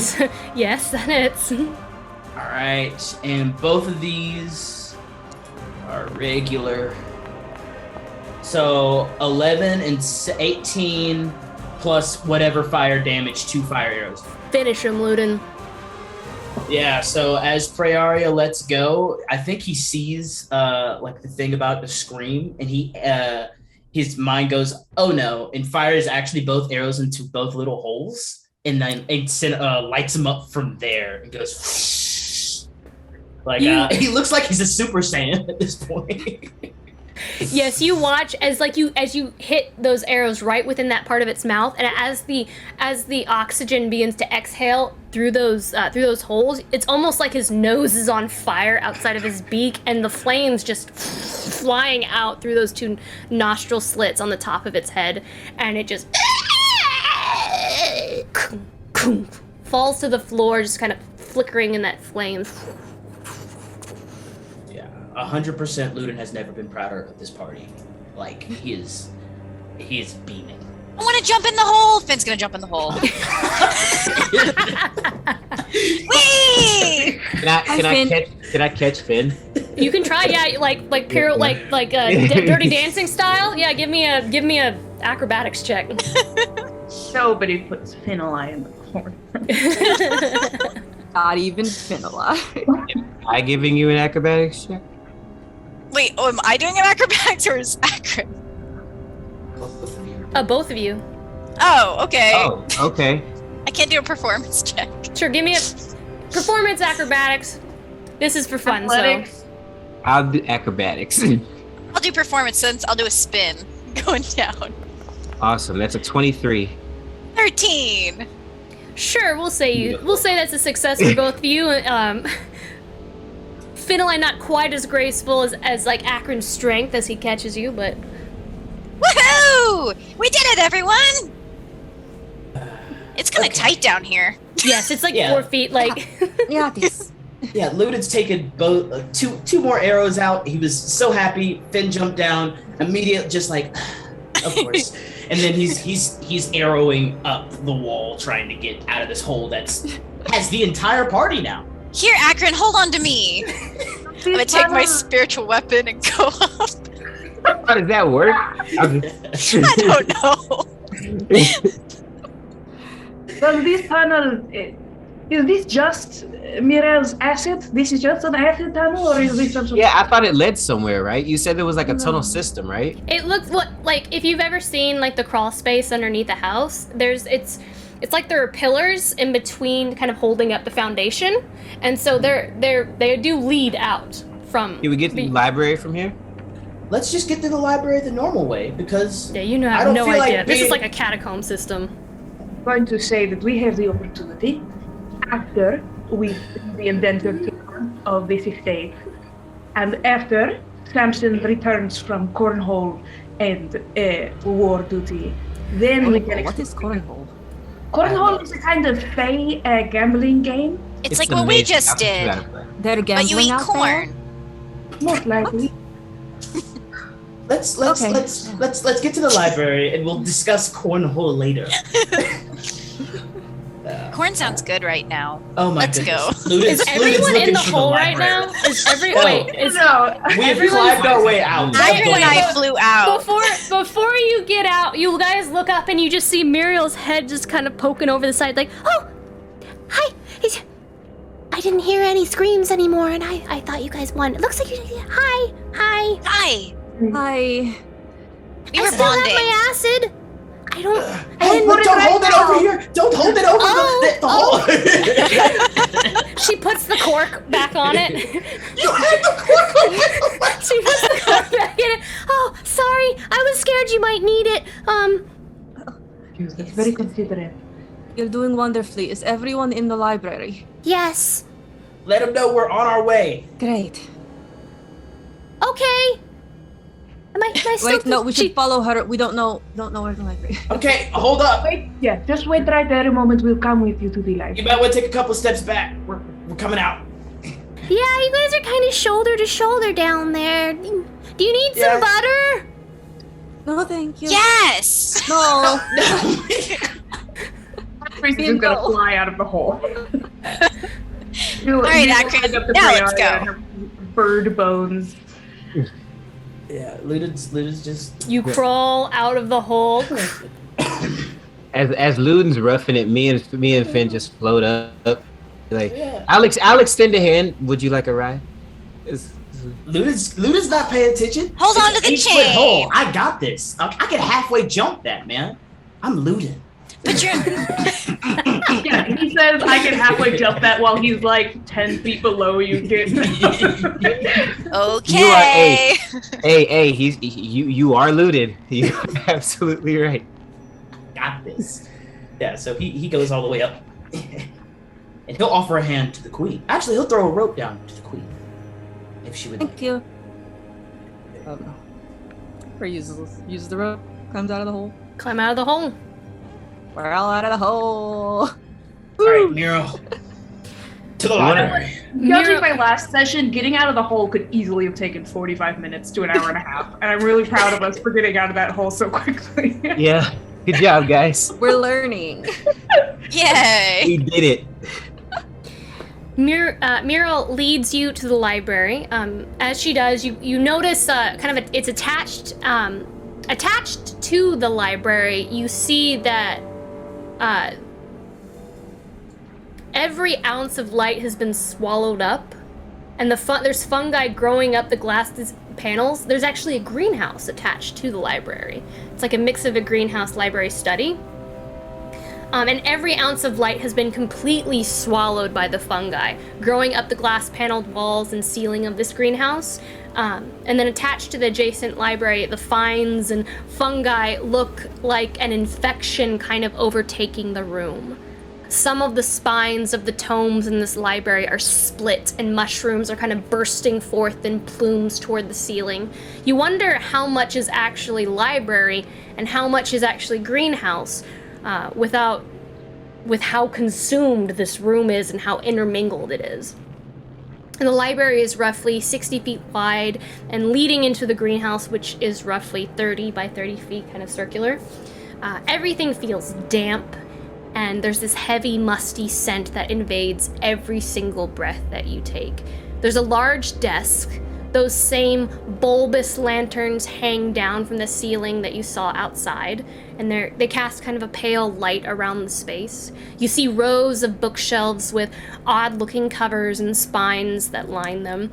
On the largest desk within this library, you see a massive tome open next to a stack of papers, and a fungal bulb is kind of fused into the wood of the desk. It kind of pulsates like a boil, and it casts light onto the pages before it. And you see a medium-sized... It's like a boil?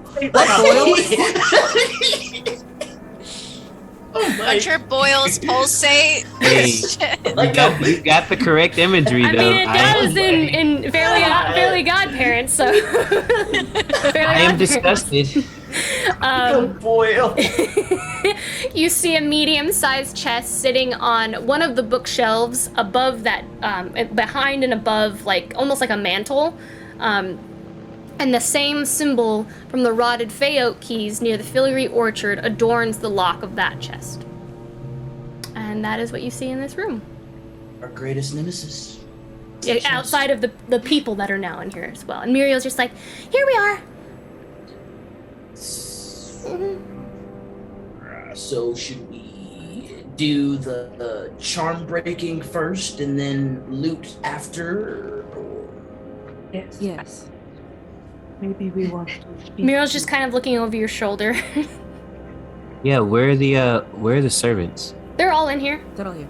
They're just like I said around? outside of that, they're just kind of like huddled together. You see a variety of like red caps and satyrs and fawns, some centaurs, some smaller centaurs, some fae. I'll go over to pray. I'll say, are you ready to greet your people? Well, I've never been ready before. Why start now? But she, Excellent. Akrid will stand up. He'll lead pray over to I guess we're like there's a group of them, right? When you're leading Prey away, Esperie's just like adjusts Prey a little bit, fixes her hair. Perfect. they just see her hair fixing itself because Esperis is still invisible. Yeah, it only lasts a minute. It like fades away as I'm adjusting. Wow, Prey, you really are magical. Everything fixes itself. That's Esperis. Smells like Esperis. Oh, yeah, it does. So I'll grow some nice looking fancy flowers and stuff, and I'll cast light so I have a little spotlight on me and everything. And I'll say, my friends, today is a most glorious day. All of you may rejoice, for your Savior has arrived. Your chains have been broken, your freedom restored. For today is the day that I present to you she who blooms, the rose's thorn, mother of Rogs, rightful heir to the gloaming court, Her Majesty herself, Praeria Rithanawe. And I'll turn it out and I'll present her and I'll have like a puff of like petals explode, and Praeria will be presented forward for everyone. As if it was rehearsed, you see Mountain is not in your pocket anymore. He's on Akron's shoulder, and he has he has like a tulip, and he looks like he's blowing a horn. That is the tulip, like he's blowing a fanfare, and like he looks at Akron like, did I do a good job? Hold a little photo for you. Yeah, they do like a little high five. Oh my god. Woo! Yeah! Oh, sorry. Just like a Just really good. Yeah, it was great. They all look at you, Prayaria. And there's very quiet clapping. There's no need for that. It is wonderful to meet you all. Is this everyone? Muriel nods. Good. Okay, we're going to get you out of here, all of you. But first, we need to break a charm of some sort. Do you know where it is? Muriel looks at you and then looks back at the chest that sits on top of the banister. Oh, of course.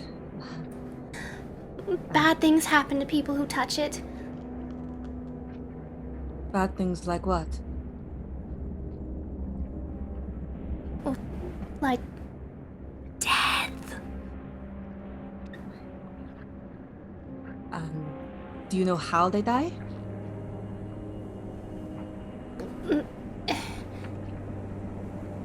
Well, anyone who's close enough. They begin to turn very purple, and then their fingers swell up, and their eyes turn red, and... You don't have to say any more, Mira. The queen was asking what happens, and I just wanted to be as specific as possible because I want to be a very good subject, and she's saving us, so I figured... Okay. No, you're doing a fantastic job. Thank you so much. Yes. Very graphic imagery. Alright then, everyone as far away from the chest as you can be. Also, in the chat right now, just so Lauren knows, I have started a giveaway. I see. Started the giveaway for the Teen 20. If you would like to enter, you can do comment. Did we? Yes, Daniel just started doing it. Oh, I didn't know we had a giveaway tonight. Okay. We didn't, but now we do. Surprise giveaway! We are giving away a Mithril Armory Tin 20. You can see them. They come flat, and you can actually assemble them. They are... Ooh, I'm about to drop it. You saw Deanna was holding it up. They're super cool. Yeah, Deanna, go show it again. You put them together, so you can roll initiative on the go. They're super cool, super cool. And we're giving away one tonight. So if you want to enter, use command ticket to enter, and you'll be entered. And we will pull a winner at the end of the stream. Sorry to interrupt. I just wanted to make sure even people who weren't keeping an eye on the chat could also jump in and No, yeah, I'm glad. Thank you for letting me know. All right.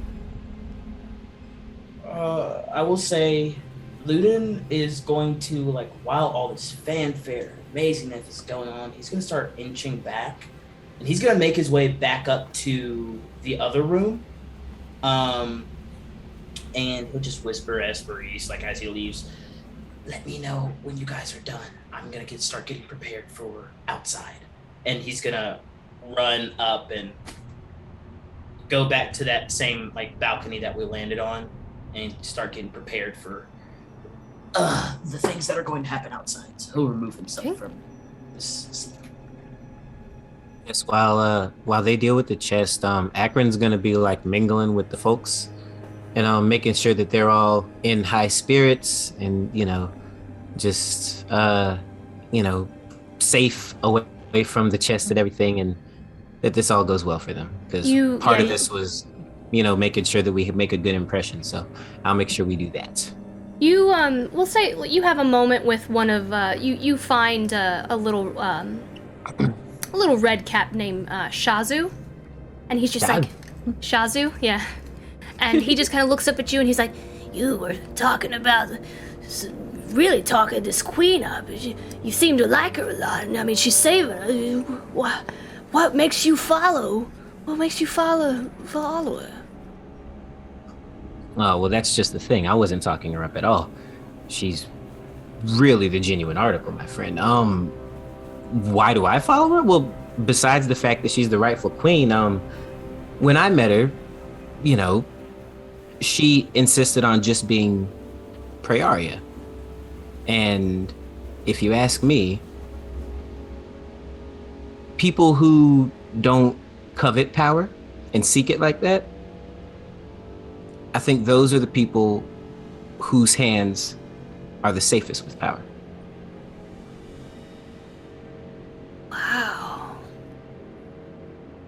He just kind of looks from you to Prayara, and he steps away from you, and Prayara, you have no idea what Akron just said to this guy, but the little red cap kind of like wrinkled in the face walks over to you, and he just kind of like holds out his hand for yours.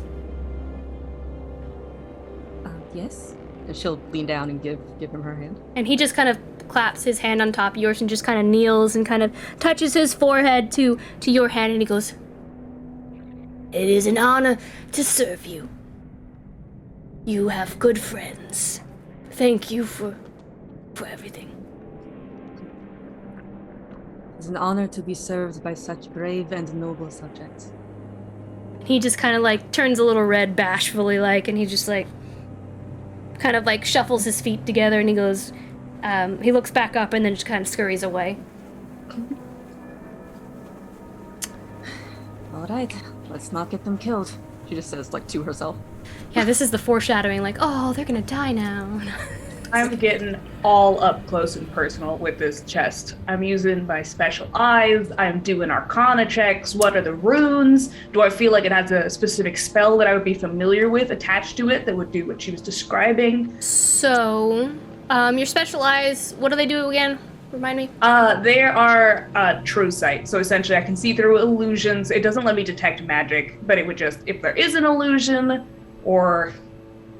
You don't you don't detect illusions. Let me check what True Sight does, but I'm also just checking the outside of the chest to see if there's any runes, any artifacts of magical nature that would, I don't know, indicate what the spell is, or based on the description that Mirel told us, like, what kind of spell do I think might be with it? If the chest is somehow transformed by magic, I can see its original form. I can see into the ethereal plane. Give me an investigation check. This has to be an investigation check. Bardic Inspiration, just in case. Thank you. I'm very inspired by the way you talked about Prayaria right now. I'm not good at investigating, but that's a dirty 20 because I have a +1. The glyph of warding is nearly invisible, but you see this ever faint shimmer just along underneath the lining of the lock. Do I know if that's something that can be dispelled? I'm gonna gesture over to Finalai and point it out to him. Are you able to, don't touch it, but there's a little glyph down here. Do you think you'd be able to dispel this? Oh yeah, I can do that.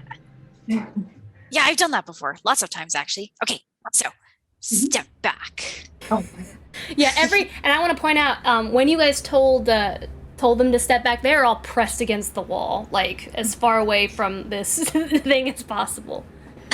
Good. Because dispelling magic can be very dangerous work.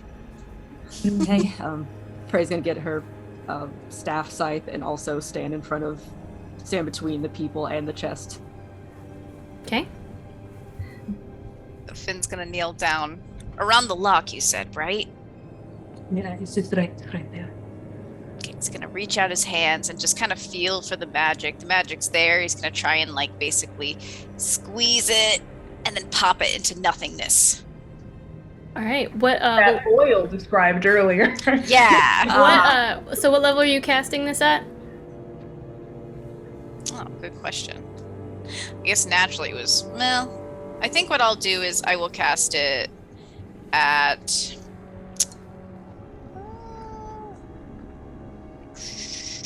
oof.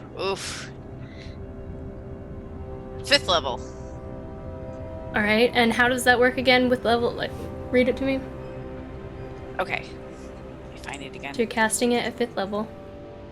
If the spell it's trying to dispel is 5th level or lower, it automatically works. Yes. Yeah. Sorry. Would you Yes. be able to tell if it didn't work? Yes. It does not work. Aww. I think he has if to it doesn't roll. automatically dispel it, he gets an Arcana check, or you get some kind of check. You get a roll with your spellcasting skill. Modifier? So wisdom Your modifier? All right. Yeah, just your modifier. So it's not like your proficiency. It's just wisdom. And then the DC for it is 10 plus the level of the spell. Okay. Got it. Okay. Okay. Got it. Yeah. It's not closing. Okay, now we go. All right. Rolling. All right. So dirty 20. Okay, but it works. I was like, Hey! You see a bit of a very quick flash, like flash paper, as it kind of goes up around the lock, around the sides of the chest, and then just extinguishes very quickly. Yay! I knew I could do it. Muriel goes, yay! Okay. Now they won't suffocate and get all purple and die. This is wonderful. I've never been this happy in a long time. Wait, Can really? we take her with us? Thank you, Spice. Mira. She's the best. It's a little fun. I love it. Okay, Anything so happens to her. are we opening this then? Oh, Well, Mage. I checked for magical traps. Do we want to check for normal traps? Maybe I'm a little bit. I feel like Luden's kind of general vibe of paranoia I'm picking up on, and I'm really wanting to be there right now. Do we want to check for anything else before we just open it? well, you detected traps. Luden, did you Oh, detect okay. magic? Luden is upstairs waiting He's not for here. the okay The that we signal. have. Or did you disarmed detect The magic? beacon's alert. I will detect Espers? magic. Okay. No magic. Well, Ah, Huh? do that. you did, yes, you detect magic inside the chest. Well, that makes What sense. kind? Right. What? I get to know the kind of magic it is.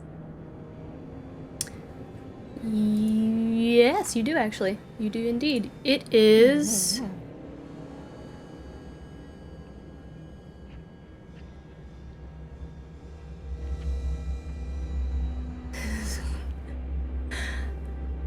God, I don't know what to classify this as. It's Oh. we'll say it's a mix. It's a mix of like evocation, I want to say. I think enchantments. It's a mix. It's a nice little potluck. Evocation is What? enchantment. Does that not sound like a glyph ward? Enchant the box to explode or burn up? I think the charm that all the servants are under is what's being described right now. That's what's in the box. Does that feel like hot it? stew? of Oh, magic. yeah. No, that makes way more sense. Yeah, good charm. Okay. I think I'm at little levels of paranoia now too. Like, okay, we got the glyph on the outside, but there's a glyph on the inside of the box too. And we Still can't open so it unless proud we have of the right kind of blood. So proud of you. I'm so proud. Oh, can we open it now? Can we open it now? I still think we should mage hand it. No one's ever made it this far. I think you'll be okay. Thank But you should probably use Mage Hand too. And we have acid if anything goes wrong. It's Yes, true. thank you so Do you need it? Not yet. Great. We The have cat's acid. good. Please make sure you are standing behind Oh, Fayari. behind the yellow line. Okay. Yes. Thank you. Okay. Would anyone like to do the magical hand on her? Okay. Mage hand. You send your mage hand out and just kind of like clip the lid and the sides, clip, clip, and you just see some. You do see something in there. You kind of How far away are you? I'm not sure how far away. So I don't know if The maximum distance I can be. Okay, so you open it up. 30 feet away. You open it You're up. outside of the hallway. You open up the box. Nothing happens. You can't see what's inside of it from this distance, but nothing happens. I reach in, grab the thing, and I pull it out. You pull it out. You reach down, grab your mage hand forms around. Feels kind of like a very soggy scroll, and as it pulls it up, there's mushrooms kind of poking out the side of it, and the bottom of the scroll is unraveled slightly and kind of like shredded along the bottom, or not shredded, like rotted away. And then the other side, there's a wooden handle that's kind of been eaten through by insects, but it is a scroll, and it has a very low glow, as if it's emitting its own spores. Well, does anyone want to set this thing on fire? I'll carry it, I'll move it to like the center of the room away from everyone. Just kind of have it hovering there. We know the best way to destroy a scroll. Would that have been a part of arcane training for anybody? Can I roll an Arcana check? Shit, roll an Arcana. Roll an Arcana. Those proficient in the Arcana, please roll. Does anyone have any scissors? I just have this giant sword, and also a scythe. Oh yeah, I guess and we do have also some blades. small knives, and also daggers, and you kind of move them like this. It's almost like scissors. Except for 19. 19? tie them together. It's like blade knitting. So, Esperis, you look down at this scroll. Do you want to touch it? Just kind of examine it a little closer. I will touch it with my mage hands. Okay. And I will Just kind of examine it that way. It's fine. I touch nothing. Okay. You use your mage hand, I guess with Akron's mage hand, he kind of unravels it a little bit, and you pull, and it's just kind of like this weird floaty examination that's going on. Kind of looking at it, you get the sense from this particular scroll that this scroll doesn't need to be destroyed necessarily. It needs to be commanded. It needs to be commanded and read. You're guessing it might be best served in Prearia's hands, as she has a lot of power here in the Gloaming Court, and you think that she would be able to reverse it. The scroll, once it's finished, can actually be utilized for your purposes, if you so wish. Okay, to enslave people? No.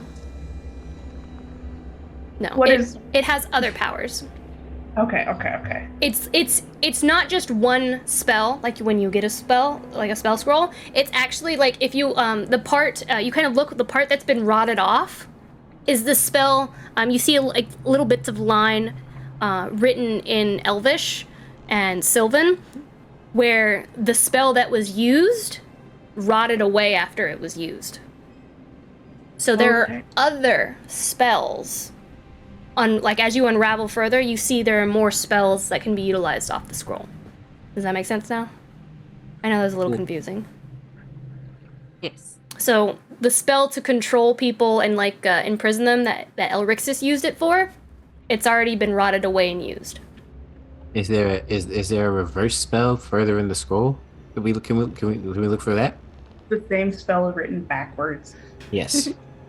Yes, you can utilize the scroll to release. There's a release spell. All right. Phew. Right.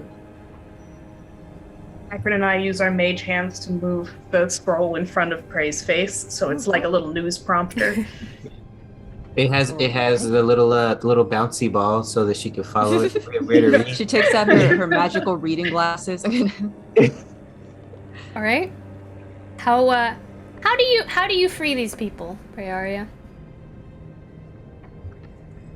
Thought there would be a script here, but It's whatever you want it to be, my beautiful, beautiful queen. oh, okay, cool. They don't teach improv at Queen School. Okay, so she'll read through and find the correct spell or the dispel, and she will read it Okay. Yep. You begin to read.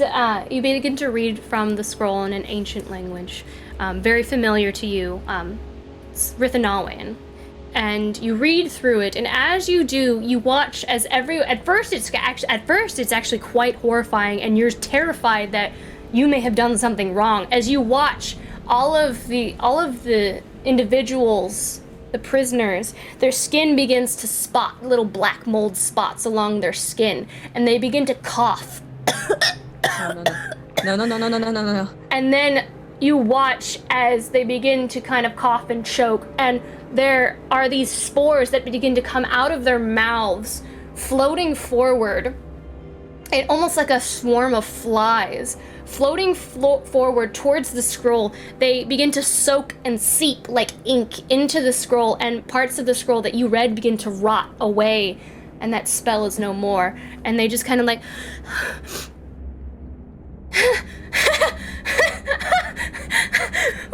We're free! And like they begin getting louder, and like they can't hold in their emotions, and they're just like, oh, we're free! Ludin's Darius slumps upstairs against her staff, like, oh my god, I thought I killed them. Ludin's upstairs thinking something has gone terribly wrong, because obviously the party would silence them even if it went well, so that guards didn't come upstairs. At this point, Samson, you see like one of the lash tongues outside. Daniel's like, you see one of the lash tongues outside. They're like, I'm sending a message. Like, time to go.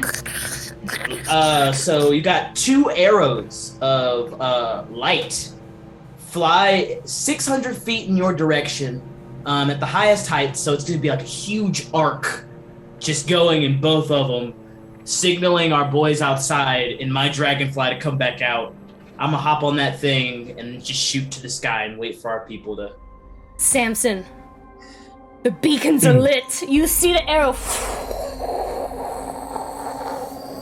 Condor calls for aid. Okay. This is your moment. You've been AFK this entire time. What does this look like, Samson? I've been doing my best. What are so I can see the arrow flying out, and there's like a bunch of guards out front, right? Like I'm in the front door. Yeah, what do I see? You watch. What do I see? You initially see like they were just kind of standing there watching, and as if like something had alerted them, procured their attention, coming from the other side of the greenhouse. You can't see inside at all. It is completely opaque and covered by vines from the inside, but they just kind of like and begins to like slowly walk towards the door, and he alerts the other one, and the other one begins to walk, and they about 4 of them begin to walk towards the door, and then you see how many? Yeah, I was gonna say, how many guards do I see? I believe I said like 12 or 20, roughly, or you And they're have all- 20. I think you have 20, and there's 15 outside. I think that's what it was. And they're like all the guards are currently walking towards the door, right? Not all of them, but like some of them are beginning to walk towards the door, like maybe 4 or 5. All right, dope. So it's distraction time. So What does this look it's like? okay. So here's what I'm gonna do. So I've been waiting for this, and so I've been sitting there. I guess Losum's with me, right? I don't think Losum came. Did So you want him to somebody's come? with me. No, he doesn't have to be here. But there's a bunch of other centaurs, you have? right? Yeah, you So I'm have. sitting You there. have his best Yeah. centaurs.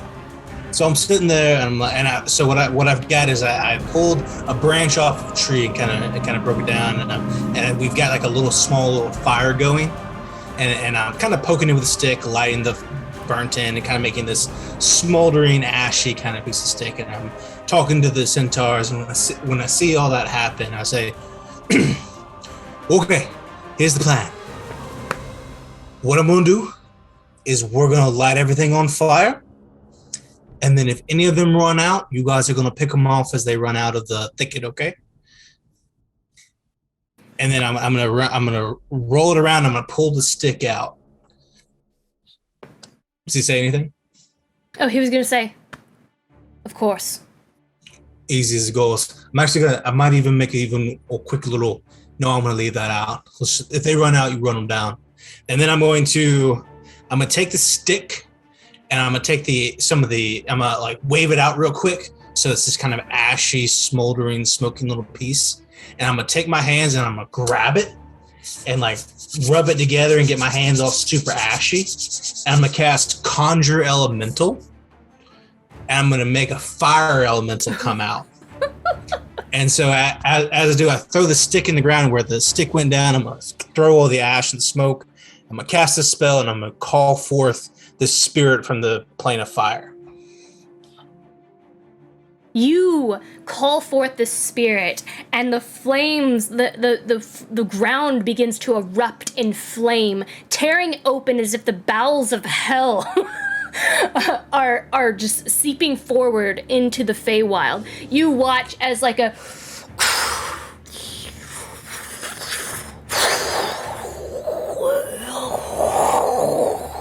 and this monstrous flame elemental emerges and just kind of like looks at you hunched over, awaiting an order. I look at it and I give it, I take the ash that's still in my hands and I kind of like do like the war paint stuff on it real quick, just throw it all over my face. And I tell it, I want you to light the whole thicket on fire. And then I'm going to look over to where the door is. I'm going to point over there, and centered right at the start of the door, I'm going to cast plant growth in 100-foot radius. And all of the natural plants in that area are going to get 4 times their size and make this huge thicket of like grass and vines and all kinds of stuff. It's the way the spell reads, it's double severe terrain, where it grows up. It takes 4 feet of movement to go 1 foot. And I'm going to cast both those spells and combine them together, point the fire elemental through it, and hopefully it encases all the guards who are running and starting to move that way. So they're caught up in this thicket. And the fire elemental, I would like to command it to just ride through the thicket, make a circle, light the whole thing on fire, so the plants themselves burn and everything inside of it. You watch this thicket begin to grow from the depths of this damp, mossy earth. Thick, the plants just kind of like, the lash tongues begin to look around them as this thicket begins to grow. The fire and elemental just kind of like nods its head. It begins moving forward, clasping its hands outward and just sending streams of flame all around. The centaurs that you ordered, I'm guessing you ordered them to just kind of flank around this thicket. Yeah, I give them like the little whistle thing. You know, I can't do it, but you know, I give it. Yeah. I give them one of those. That's as loud as it gets. I give them one of those, and then I'm gonna start walking towards it just to make sure everything's fine. I'm Eldritch blasting where I can, you know, that sort of thing. But anybody who leaves the thicket, we're running down. Anyone who's going in is getting burnt, and the fire elemental is basically circling all in the thicket. Everywhere it touches, catches on fire. Everywhere it attacks, catches on fire. Just the whole thing lights up. At one point, the fire elemental sees one of the lash tongues near the edge. It's on the edge. It's trying to pull its leg out from the bramble, and it just kind of like grabs it by the neck, pulls it forward, and just kind of like opens its maw and just engulfs the entire lash tongue in flame, and it just spittles and like puffs and almost like explodes in little bits as the insides of it superheat, and it just consumes it and just looks back at you and continues to move forward, lighting the thicket of flame. As that's happening, the rest of you are inside, and you hear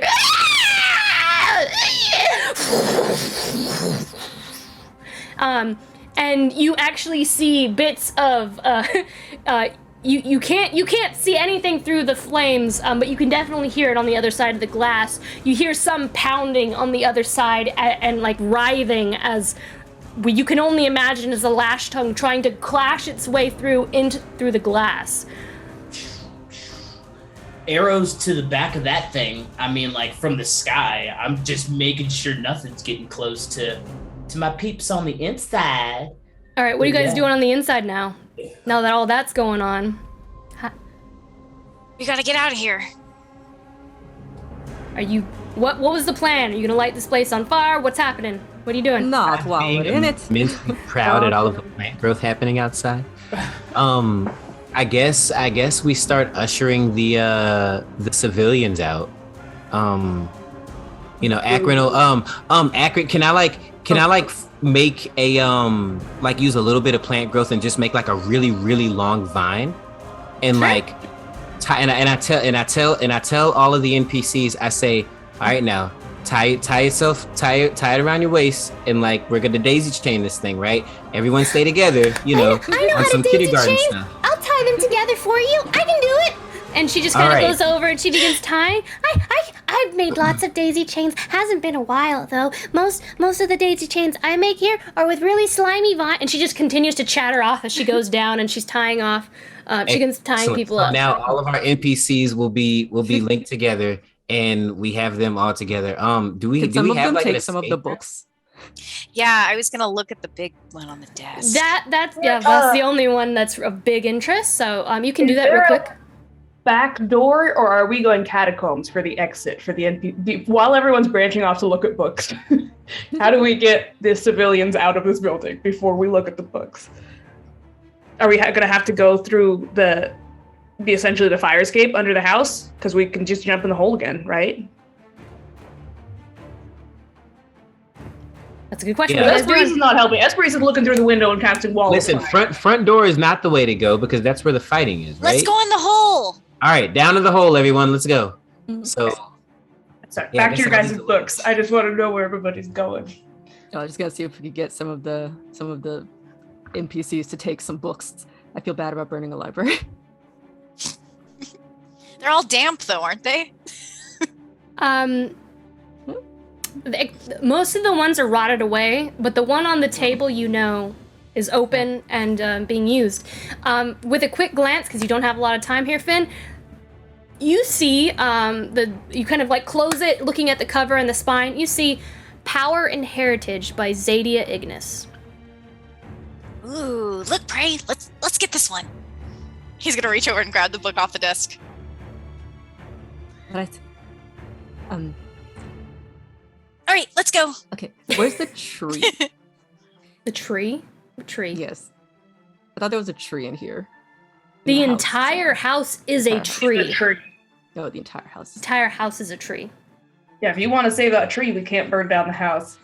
Raina's video is frozen too. It is. It's been frozen for a minute. I didn't want to like She's just- turn my camera on and off because like this is just my like back of the book about the author page like photo. It's fine. You look like you just like, I am not dealing with any shit today. That's the look you got on your face. Just thinking very deeply. Okay, All right. okay, yeah. I just won't do it. Great, so we're just. You want to do it?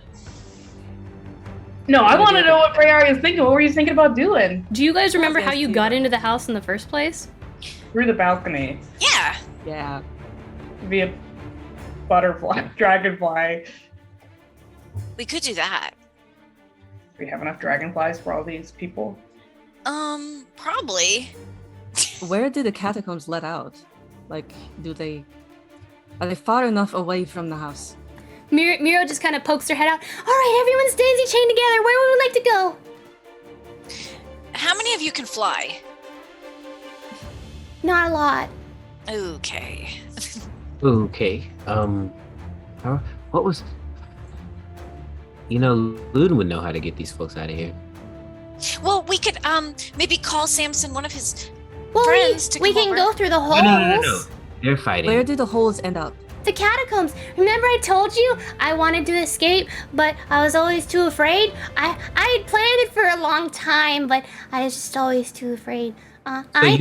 So you can lead you can take the daisy chain and lead everyone out, right? Well, yeah. I'm gonna inspire her, and I'm going to send her. I'm gonna be lead the way. Okay. Really? Oh, all right. Yes. I will This lead the game- way. Level as far as I'm concerned, sweetheart. You are fantastic. Here, maybe you should take this too. Finn's gonna grab in his bag the Wand of Wonder and just give it to her and be like, Ooh. be careful, but at least you'll be armed now. Should I use it now? No, Ooh. use it if you see something dangerous, and nothing is dangerous right now. She takes out her flask of acid and she's like, all right. Wait, before she goes, I will take like a little palm frond or something, and I will be like, and I'll like kind of knight her.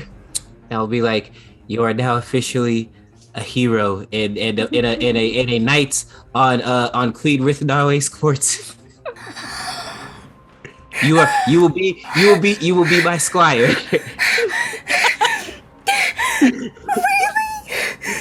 Really? Everyone, you have to listen This to is what a special I say. moment. Be like, well, listen. This is your first mission, okay? So hold it together. All right. Right away, and like she puts the bottle to her head to salute, and some of the acid just kind of comes out a little bit, and she just drips to the floor, and just like, oh, sorry. Hey. She's really excited. Oh. All right, look. You see all these people? They're counting on you. Yes, they are. Yes, serious. Serious. And celebration after. But serious now. But I can celebrate inside. Inside, I'm celebrating very, very rigorously. But outside, I'm serious. I'm a leader. Okay, ready? Let's go. And she just like a baton. She just kind of holds the wand of wonder and begins to kind of march forward. Amazing. Yeah, Maurice is currently at the window maintaining concentration on wall of fire outside. Are we going with them? What are we? Well, the way I see it, we can either join Samson in the fight and regroup that way, or we could go with them. So, what are we thinking? I think we need to protect them, don't we? They don't know how to fight. If we go down in the catacombs, there could be something dangerous in there. All right. Was there anything else we needed? We got all the books and stuff. We got the scroll. What about that? We popped the boil, right? No. Why would we do that? I don't know. It just seems like just providing light. It's just it's like a lamp. Do you want me to pop it? A lamp, okay. I can pop it. Look! It's the Feywild. It could have been magical, glowy something. We just break a lamp on the way out for kicks. Yeah. All right. So, what are you doing? Are you following them, or are you going out a different way? Yes, I think we're following the NPCs, or we're going with the NPCs. I'm gonna send a quick message up to Luton. We are going to be escorting the people out unless you require us here. Get out of here! We're killing them! We're winning! Ah! Nice, excellent. So proud of you. See you soon. Hey, See you don't soon. go too far so that I can find you later or send a message or something like that. You'll Got find you. Peace. You guys begin making your way down into the catacombs. We're gonna go back real quick to Samson as your fire elemental continues to move around. It's going to look at you and then back at the tree, and I believe do you speak? Was it primordial? I speak. No, I don't speak with the fire elemental speaks because it speaks like primordial. It speaks Ignan, which is exclusively a fire elemental language. It begins to speak to you. You have no idea what it's saying. It's just like,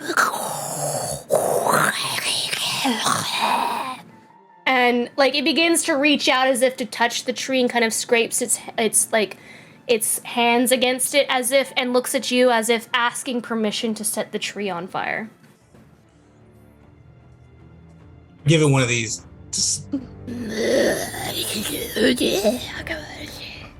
And it continues to look it's disappointed, but it's just standing there itching to light something else on fire as the rest of the plant matter is just igniting around its legs, or around it where it would have legs. I'm just assuming it's a tornado creature of flame, and it just begins it looks very antsy.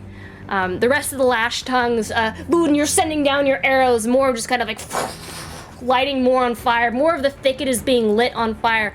Everything around this tree is nearly engulfed. I would say maybe 2/3 of around the width of this massive fey oak-like tree is completely on fire. You guys are down in the catacombs, and you're moving your way out. You don't run into any issues. Muriel had planned this for many years, and she leads you out. There are some stepstones that lead up to kind of like a hidden kind of like wine cellar door that's locked from the outside, and she goes, now I get to use the wand. Okay, all right. Woo! She's gonna use it. Let's see what happens. You're doing amazing, sweetheart. This is terrifying. I'm scared. What is she gonna roll? Fuck. 30. She could use Fireball. 33 is. No.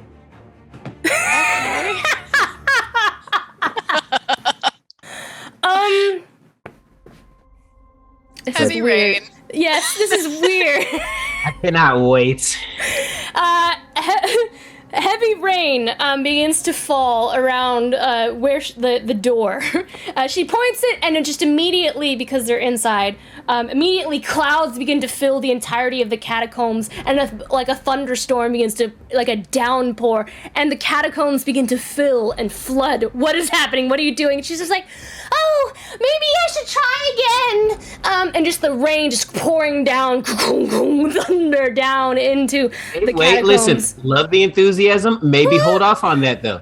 Doing a good job. The water is up to your ankles at this point, and it's filling fast, Alright, and people okay, are starting great, to panic. Great. Hang on. All right, put the smaller ones on the larger one's shoulders. Let's keep going. What if I try it one more time, maybe? Nope. Yeah, Hang on. maybe when we get outside. Wait until we get outside, okay? Hey, you're doing great. Her hair is just mopped flat against her head, and she goes, oh, okay.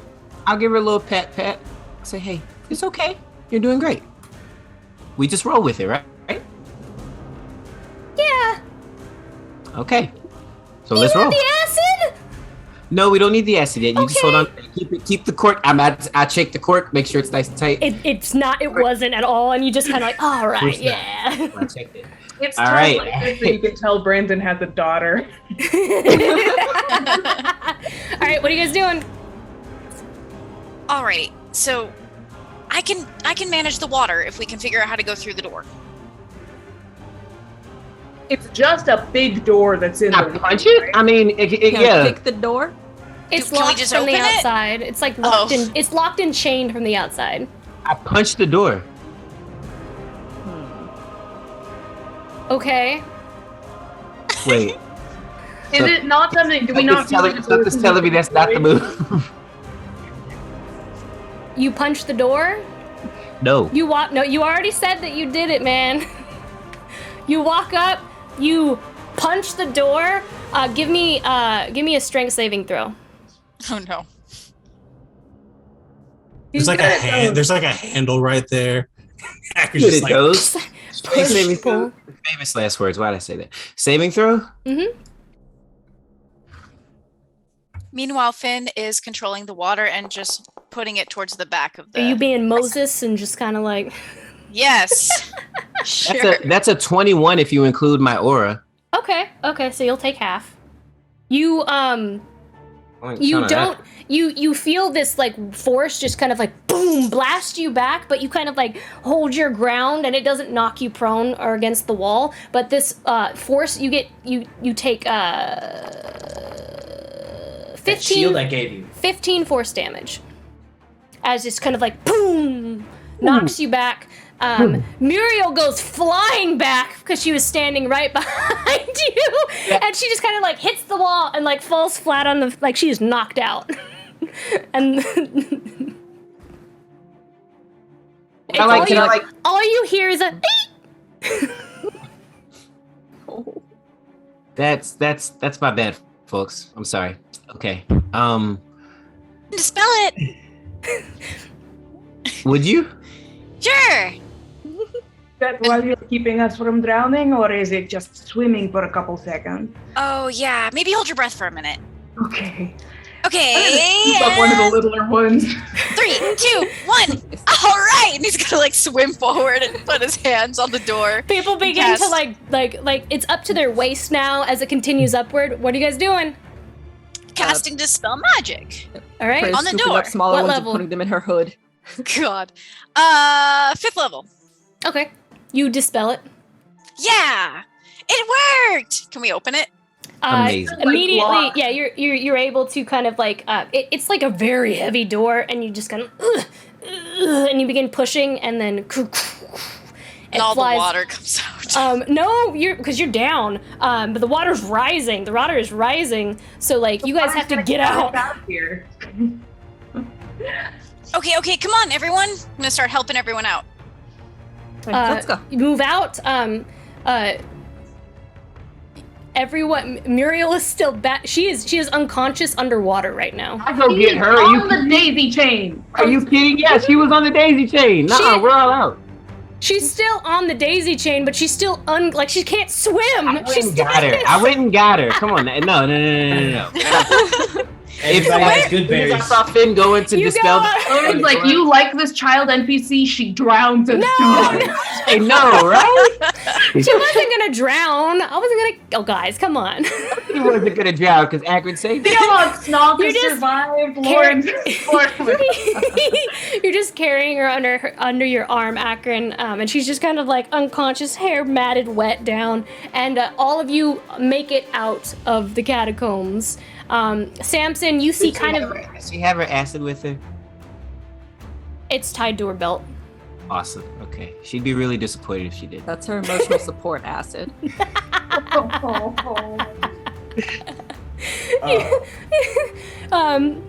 The rest, some people, some shorter individuals that are between taller individuals are just kind of like they can't swim, but they're like taught between the two, and they're just kind of like moving. And then you all make your way out. Samson, you see as the group is moving outward, about maybe like 100 feet away, around the tree. You see them emerging. What are you doing? If I see them coming out, I'm going to give up a double whistle this time and get the attention of like. I can't do it. Yeah. Well, it's also really hard because the microphone cut out. But I give a double whistle. I get the attention of like a half dozen centaurs. I point to where all of them are, just to gesture them over there to assist them in any way they can. And then I move myself to go vacate the space the centaurs left, just to make sure that I'm still chasing down anyone who gets out. But making sure that there's like a half dozen centaurs who can put people on their backs and run around and do all kinds of fun stuff. Half the centaurs go. Sending them that way. Half the centaurs go. They begin helping people out. They're all soaking wet. There's a thunderstorm happening down within the cellar, and the water just begins to pour out from underneath. Lauren? At this point, if Ludin sees them coming out, he's gonna land actually back on that same ledge tree, within the tree, and he's gonna instruct his dragonfly to wait for him. He's gonna cast Detect Magic and just start running throughout the entire house to see if they missed anything good. As fast as he can. Oh no, Christian. I have Longstrider and Action Surge. I can get 120 feet within one round, and I'm just running. How long? You would pick up hints here and there, but how? If it's small, if it's a small object or anything like that, just in the bag, just keep going as fast as I can. Even if I'm taking a couple of damage from explosions and stuff like that, from trap items and stuff like that, I will take up to half of my damage. And at the moment I take half of, so let me see how much I have. How much time do you want to spend on this? A minute and a half, 2 minutes. I can get far within. Make an 6 investigation seconds. check with that. All right. Sorry, y'all. I gotta get the magic stuff. We'll see what I get, if I get anything. Osum specifically said there's cool magical items in there. Don't miss them. Yeah, it's a 14. Yeah, this So is gonna be fast. this is gonna be this is a very difficult roll. Because you are running through. You're not really paying much attention. A lot is happening, and that's a lot. Yeah. That's a lot. I got you. I'm fine with not getting literally anything, but I mean, like, there's one thing that I could think of that you would pick up on, but that roll with the amount of time that you're willing to spend on it, you're not going to find it. oh, if I'm not finding anything, I'm gonna keep staying in there. So, like, I mean, I assume I know when the tree is on fire, right? Like, it's not just gonna fall in on me. Yeah, I mean, you I'm sure they'll alert you. Yeah, so I'll just keep going until they alert me then. If Okay. I'm not finding anything. Okay. Yeah. Okay. I'm looking. What are the rest of you doing? Come on. You have no idea where Ludin is. Well, I'm sure Samson would have seen me, like, go into the, go land at the top. And if he did, I could shoot an arrow of light thing. I have 3 more. Okay. I'm not going in there, like, alone. Don't get me wrong. Or nobody knowing where I am. Okay, so you guys know Ludin's in there, but what are you guys doing at this point? I think we're trying to help everyone get on centaurs, right? If they're coming over to assist. You're able to do that. I will say, with the craziness that Samson's got going on, the biggest concern is that fire elemental, and you just see a swath of flames as this fire elemental just drags his fingers through the muck, lighting as much on fire as as elementally possible. And you see a variety of like dead, bubbling carcasses of these lash tongues. Some that are still alive, some that are in the process of dying. Some are trying to escape. But it is brilliantly horrible.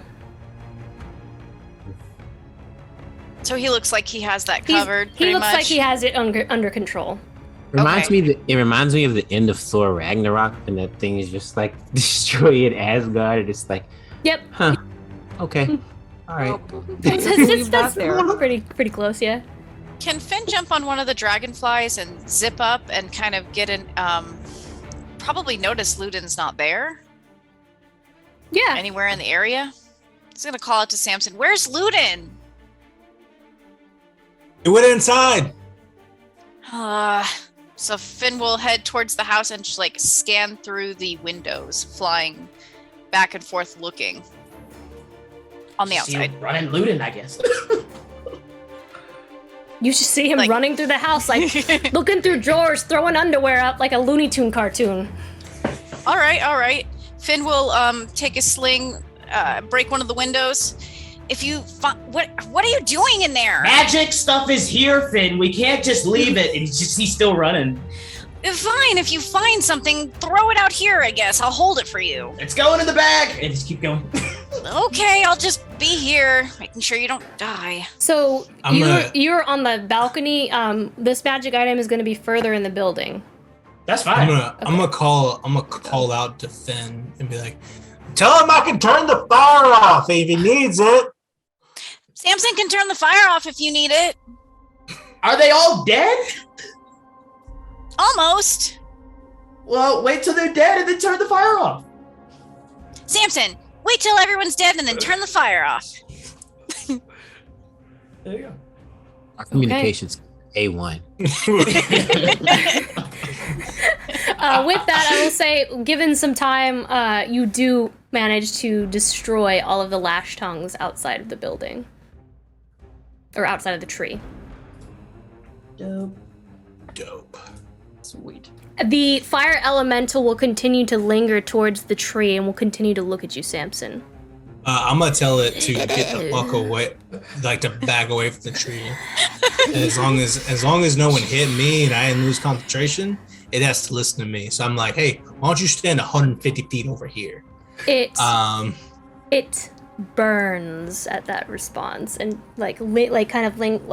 floats to the left, burning a flame trail as it moves.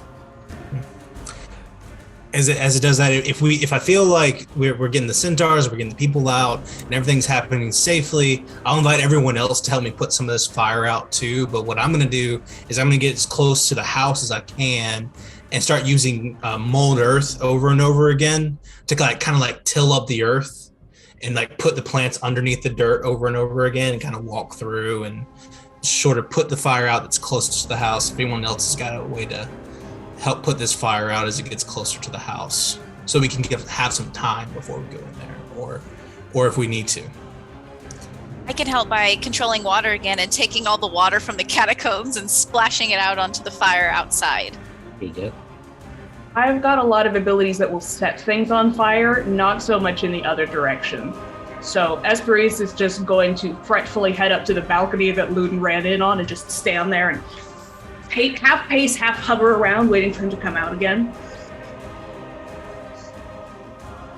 Looking for magic stuff, y'all. I don't really have anything to put out fires either. You'd think I would. So at this point, Luden will say you would find something. You only find one thing. It looks like the exact same mirror that you saw in Hush's hideout. Oh, snap. Yeah, Luda's not gonna he's gonna just hold and be like, It's very large though. dang it. It's like the size of like a portrait. Like it's not something you can just stick in a bag. Yeah, that's not going in the bag. Destroy it. Yeah. Destroy it. Luden is going to There's a fire. he'll look at it for a second. He's not gonna like put any reflection in or anything like that. He's gonna look at it for a second. And he'll be like, this looks like a job for the magical people. And he's gonna run back out upstairs and probably see Esperise. It'll just call out to everybody else. Everything is okay? Magic stuff's inside the house, everyone. It looks like the stuff we saw at Hush. I'm clueless. The bow, the string, that's me. Y'all got this. And he will wait for everyone else, I guess, either to fly up here or just come inside to... You said it's a mirror, right? Is that not like...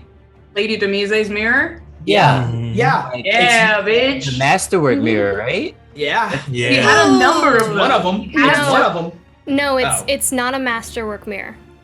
No, but Oh. it's modeled after that, right? It's like Demise's mirrors that you trap people in? No.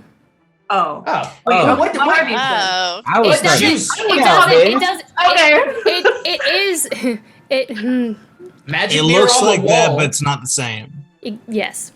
Okay, what juice was I getting from it? Like what vibe? What aura? Dark. What Apple. mirror did we see at Hush that wasn't Lady Demise's mirrors? It's just the same style. It's a different mirror. It's not related, but It's not the same related at style. all? Okay. It's a Yes. dark mirror Right. if it makes That's what, everyone that's what feel Lauren's like... telling us. Yeah, Okay. the same style, like all the way up, 6 feet tall. I'm guessing. No. It's like this. The mirror, the masterwork mirror, is like full height to floor to ceiling, much bigger. This one is like a small, it almost looks like a scrying mirror. There's some dark stuff. It's supposed to look at something. I have... Detect magic, right? Dude, Well, I already have it up. So Can- it's like... can we regroup? Maybe go to break. Yeah. And then come back to this. Let's regroup outside. regroup. Yeah.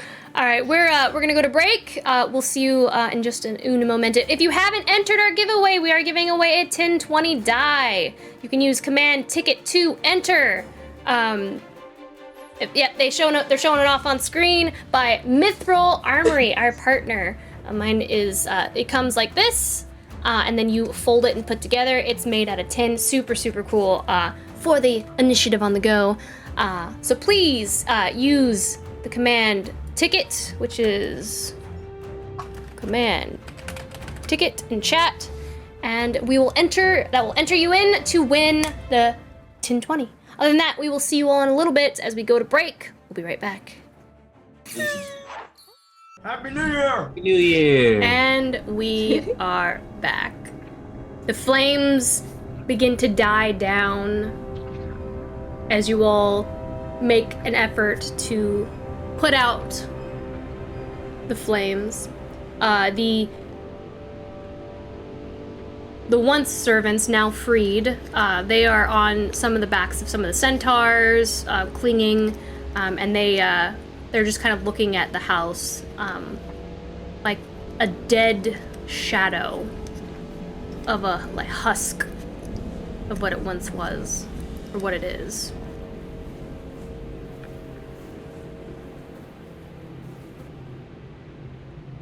Well, I think we're all... Well, Ludin will have got back on his dragon's fly and flown back down to, like, the ground, like, now that everyone's gathered around and stuff like that. And he'll be like, so maybe the centaurs can go ahead and take them back to our camp and we can look around real quick. Okay. He's asking, like, priority or something. Like, he's not trying to take charge here. He was just asking. Oh, of course. She'll join you, looking around. All right. So are you all regrouping inside or outside? Because as long as it's not on fire, we can regroup inside. We killed everything we needed to kill, right?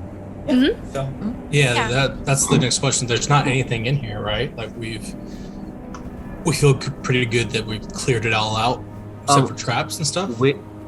Well, all I can say is I was running around very, very fast, trying to find magical stuff. I only saw this thing. If you guys want to give it a once over yourselves, now that I'm not feeling like I'm running for my life, that might be a good idea. But what I do know is there's this crazy mirror that I got horrible. So, like, you know that book that I got from the prison? Like, horrible vibes like that. But this time I saw it and I didn't touch it. So... Is it made of skin? I don't think a mirror can be made of skin, but if it could, it would be. The mirror, I found the description from Hush. It's medium-sized, oval-shaped, about 2 feet tall, and about maybe 1 feet, maybe 1.5 foot wide. The glass itself is dark as the void, seemingly absorbing any light near it. The metal frame is a twisting black metal, and the design is unsettling, as if any moment the metal might begin to move and claw itself out at anyone who dare gaze upon it. At the crest of the mirror, the strips of black filigree form a very familiar symbol, a large tarantula hawk wasp. And beneath the mirror, on a shelf, you see a very long red candle with runes carved into it. So that's what I saw on this mirror, right? So I when I saw the void, I thought maybe I shouldn't touch this one. So it's right here if you want to check it out. Esperice, you might want to maybe look into the void, but far away.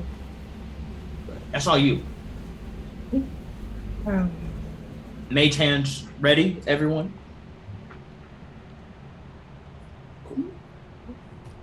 Okay. By the way, congratulations to Vic Falcon for being the winner of our giveaway. Congratulations! Yay! I hit the button way too many times. I'm sorry, everybody else. Okay, I was like, wow, Okay. Okay.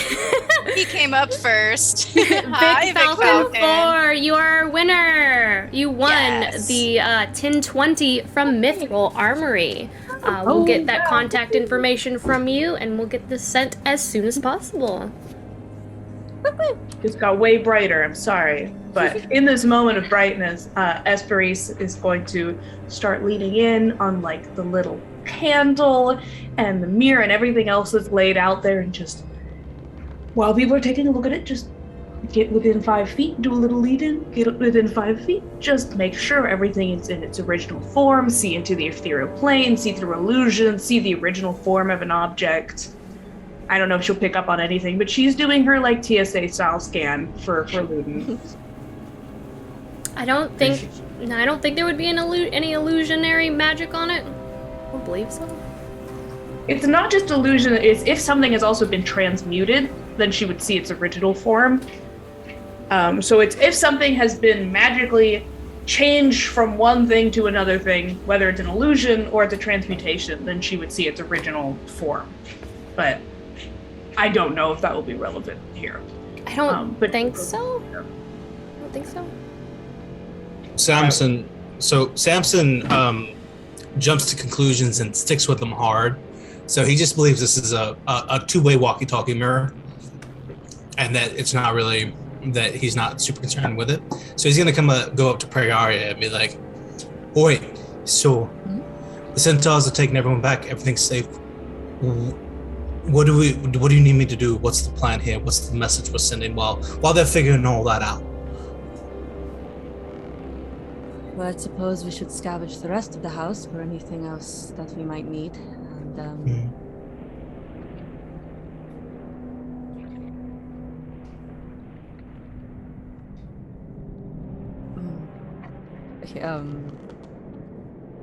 she's gonna think about it for a minute. She's gonna go over to one of the walls and like touch the tree and try to feel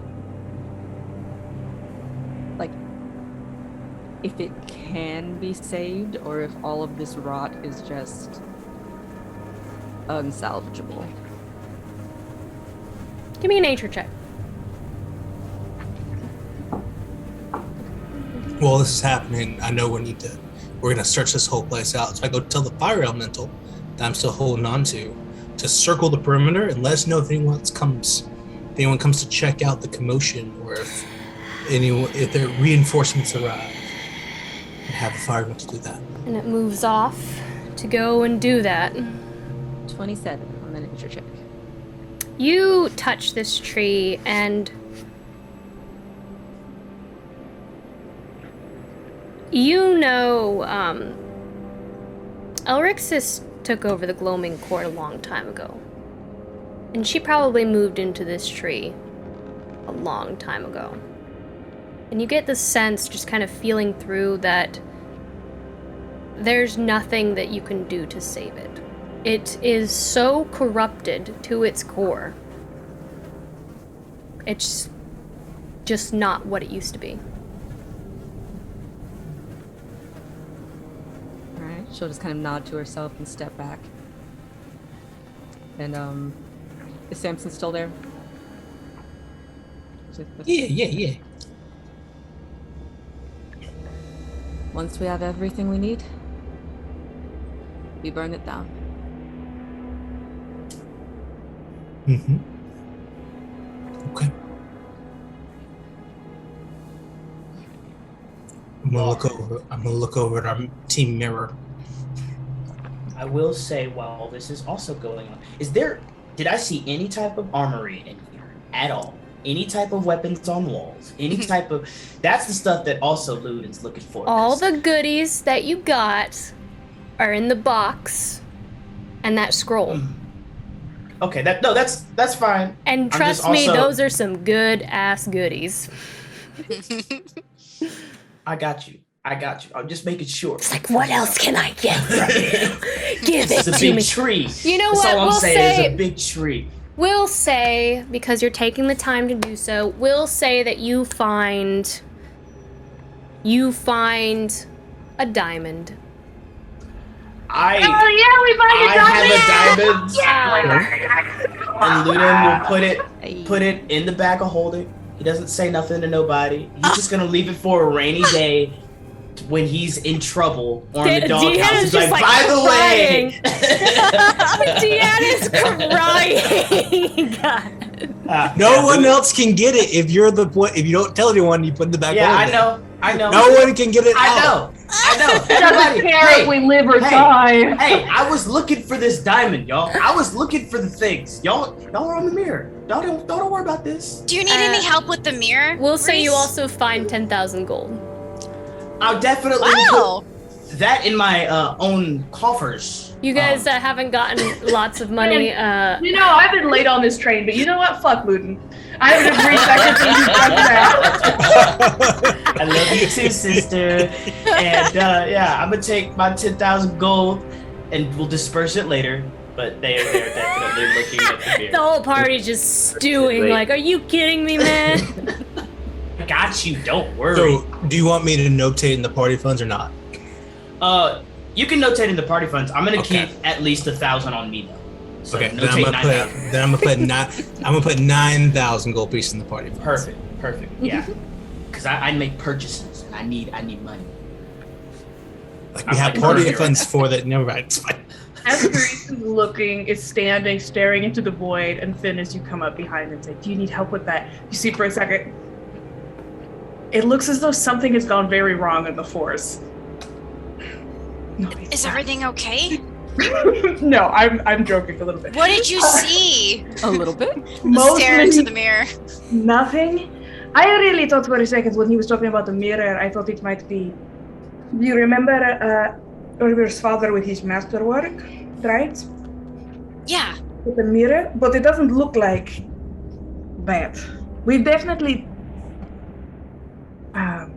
we've seen it before, though. I think.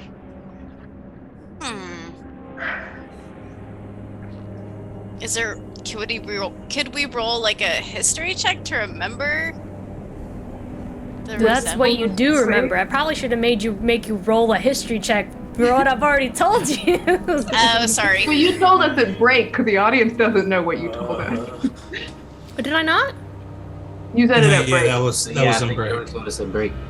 Well, no, she found the description. Yeah, I found the description. Oh yeah, after she break. had the description. She had the description. Yeah. Hey, Pray, you got that hefty duty identify spell that just saves our butts all the time? Thank you, Gut Punch, RP. Yeah. Thank you for the raid. We saw them earlier. They followed us earlier tonight, so I think they scouted us. Yes, Thank we love you having so you much back. for the raid. Yeah, Flaggins all around. Flaggins all around. You wanna save our butts there, Queen? Just go look at it. Right, sure. She kind of wrenches herself away from where she was looking sad at the tree wall, and we'll come over to the. What are we looking at? The mirror? Yeah. Okay. We kept some pearls, right? Yeah, they're in Esperise's boobs. Yeah, I have 5 pearls left. May have a boob pearl. Thank you. I have 4. Let me write down 4 boob pearls left.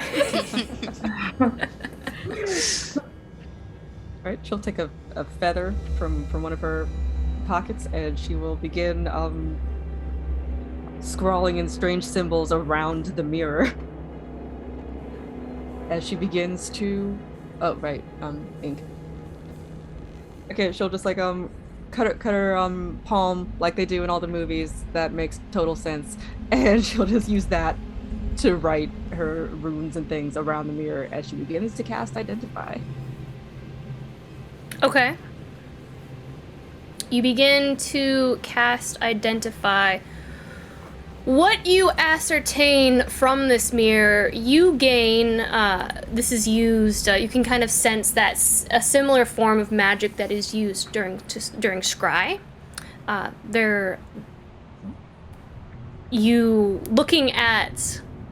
Looking at the symbol of the tarantula hawk wasp kind of like filigreed on the top, and with your passive investigation, I want to say, okay, maybe,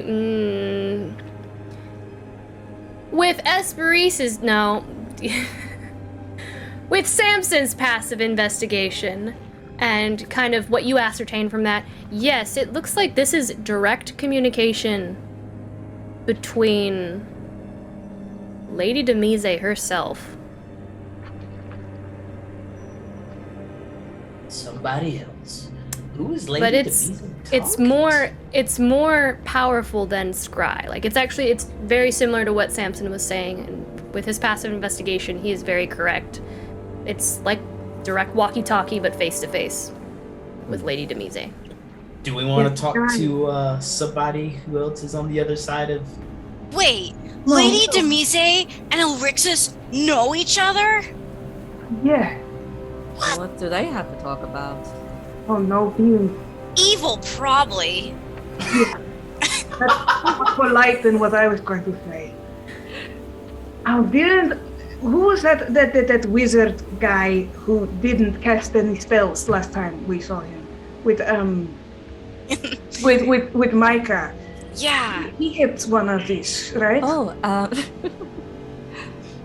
Do you remember his name? Make an intelligence check for anyone who doesn't remember, who would try to like to remember. Who would like to try to remember. You're talking about the caster that was with him? Yeah. yes. Do you I don't- remember, Brandon? Golly. It might This be is your story, man. This is Hey, your this is story. Hey, Chill. Akron wasn't there. Akron Yeah, wasn't there. It's fine now. But Brandon Brandon was. I rolled a 10. No, everyone rolled a 11. 10 or 11. I got a 15. We'll say Ludin remembers. Since everyone else rolled terribly. Zevnik. Definitely. Devnik. Zevnik. All gonna write this down. That Are you hurt. sure it wasn't Devin? It was Zevnik. I Do you think. think it's something like a back at the temple they used to have? They would call them Zoom calls where multiple people could be on the walkie-talkie at the same time. Do you think it's some communication between all of them, or does it all just? I think it's like we had this thing at the Sparrowhawks. It's an older version of like the iPhone. It's FaceTime where you only have one person back and forth. Yeah, I think that's what it's. Yeah. Okay, so it's Yeah. all just in contact with the Mise, not everyone in contact with each other. They're probably like best friends. Maybe. I mean, I think if we Well, take it, we could show Cyprian.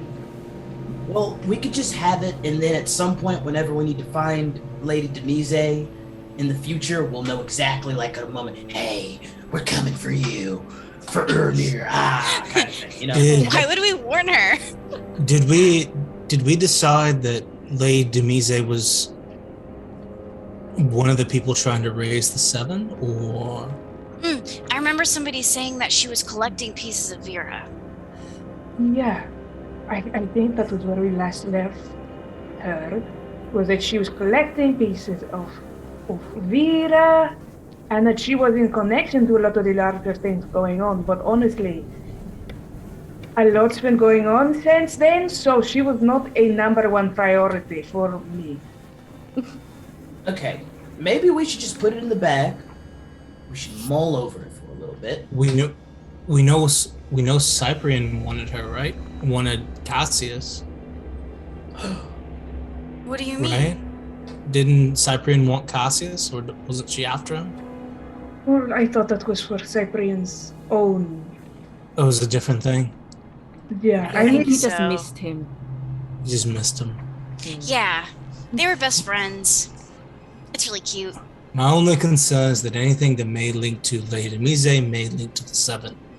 And that concerns me that maybe there could be one of them here. Other.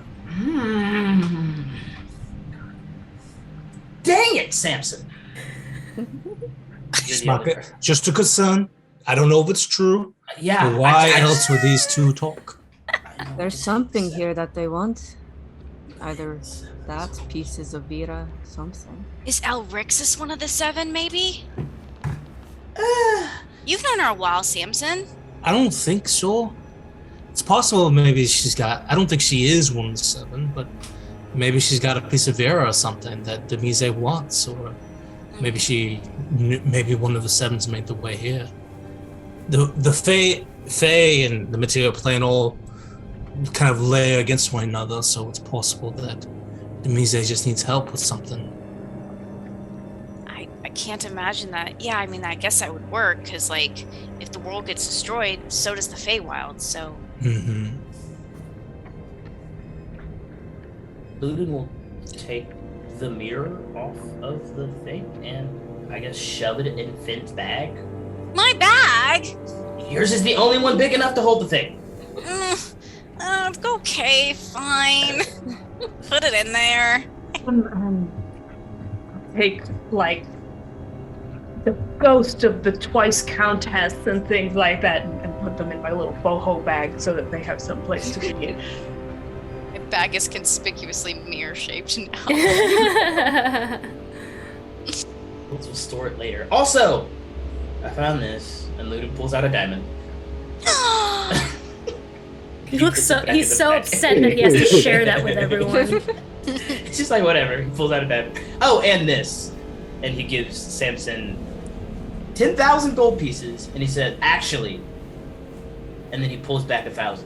I'm going to keep this. Finder's fee. A modest finder's fee. Yeah. It's pretty cheap, honestly.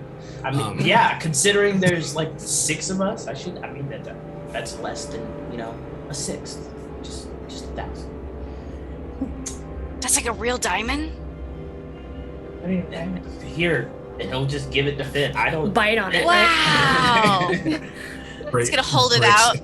Breaks his teeth. I don't know. Like, it's a diamond. What do you need diamonds for? Don't worry about it. Oh yeah. We're gonna put it. Yeah, here. Give it to Esprit. No. Oh.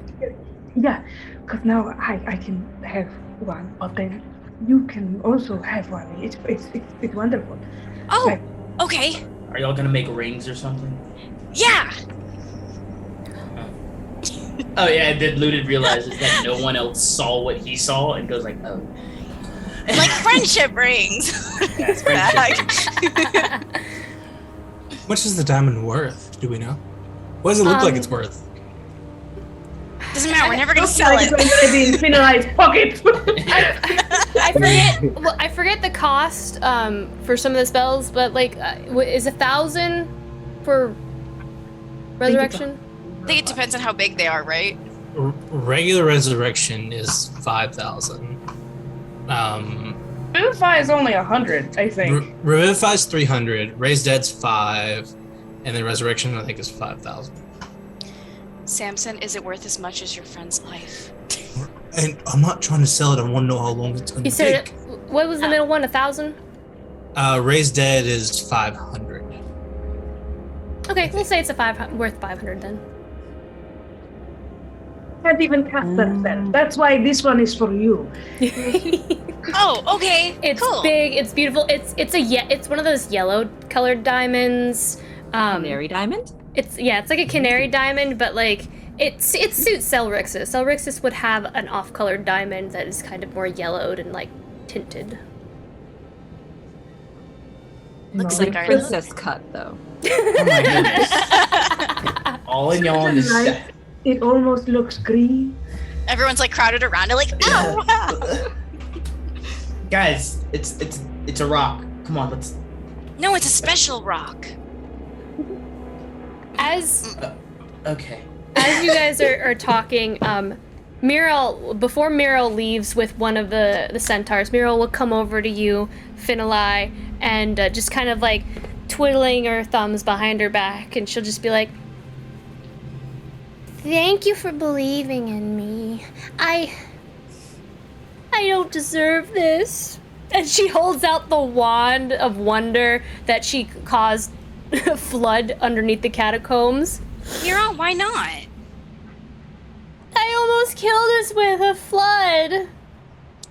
Look, and he's gonna reach over and like put his hands on hers. You actually created water that helped us put the fire outside, so it was kind of perfect. I did? So, you did. Saved me. Mm-hmm. I was in a burning tree that could have gone bad. And he's like kind of side-eyeing Esprit and everyone else because this is charisma. This is it. He was on fire. Well, it was the fire elemental was very instrumental to Samson's plan, of course, but afterwards with all the fire and the mayhem, the water that you created was a real lifesaver, Mirel. Ari will walk over and put her hand on her back. You helped get everyone out today. I did all of that on purpose. I heard you did very well for your first adventure. And I heard you're a knight now. I knew that we would need that. And I am a knight. I'm a knight too, so maybe we can work again together one day. You are? Yeah. Me too. Who else is everyone a knight? I'm not a knight. I am not a knight. You are now a part of a very exclusive order. We're just There's here. only 3 of us. Okay. There's only 3 of us. Maybe one day you can lead a mission. And I know what we could call it. Soak! Silent Order Knights, and I also made everybody wet! Well, there you go. So You guys said they're silent. Shh, quiet. Soak it is. Soak. We're soak. Ferrari's like dying, silent but order. quietly. We'll soak our enemies. And every knight needs a weapon, so keep that on you. It's going to get rough coming up real soon, so use it as much as you can, but also be wait. careful. Left arm, or is it the right? It's whatever arm you Everyone want you it to want. be. Both?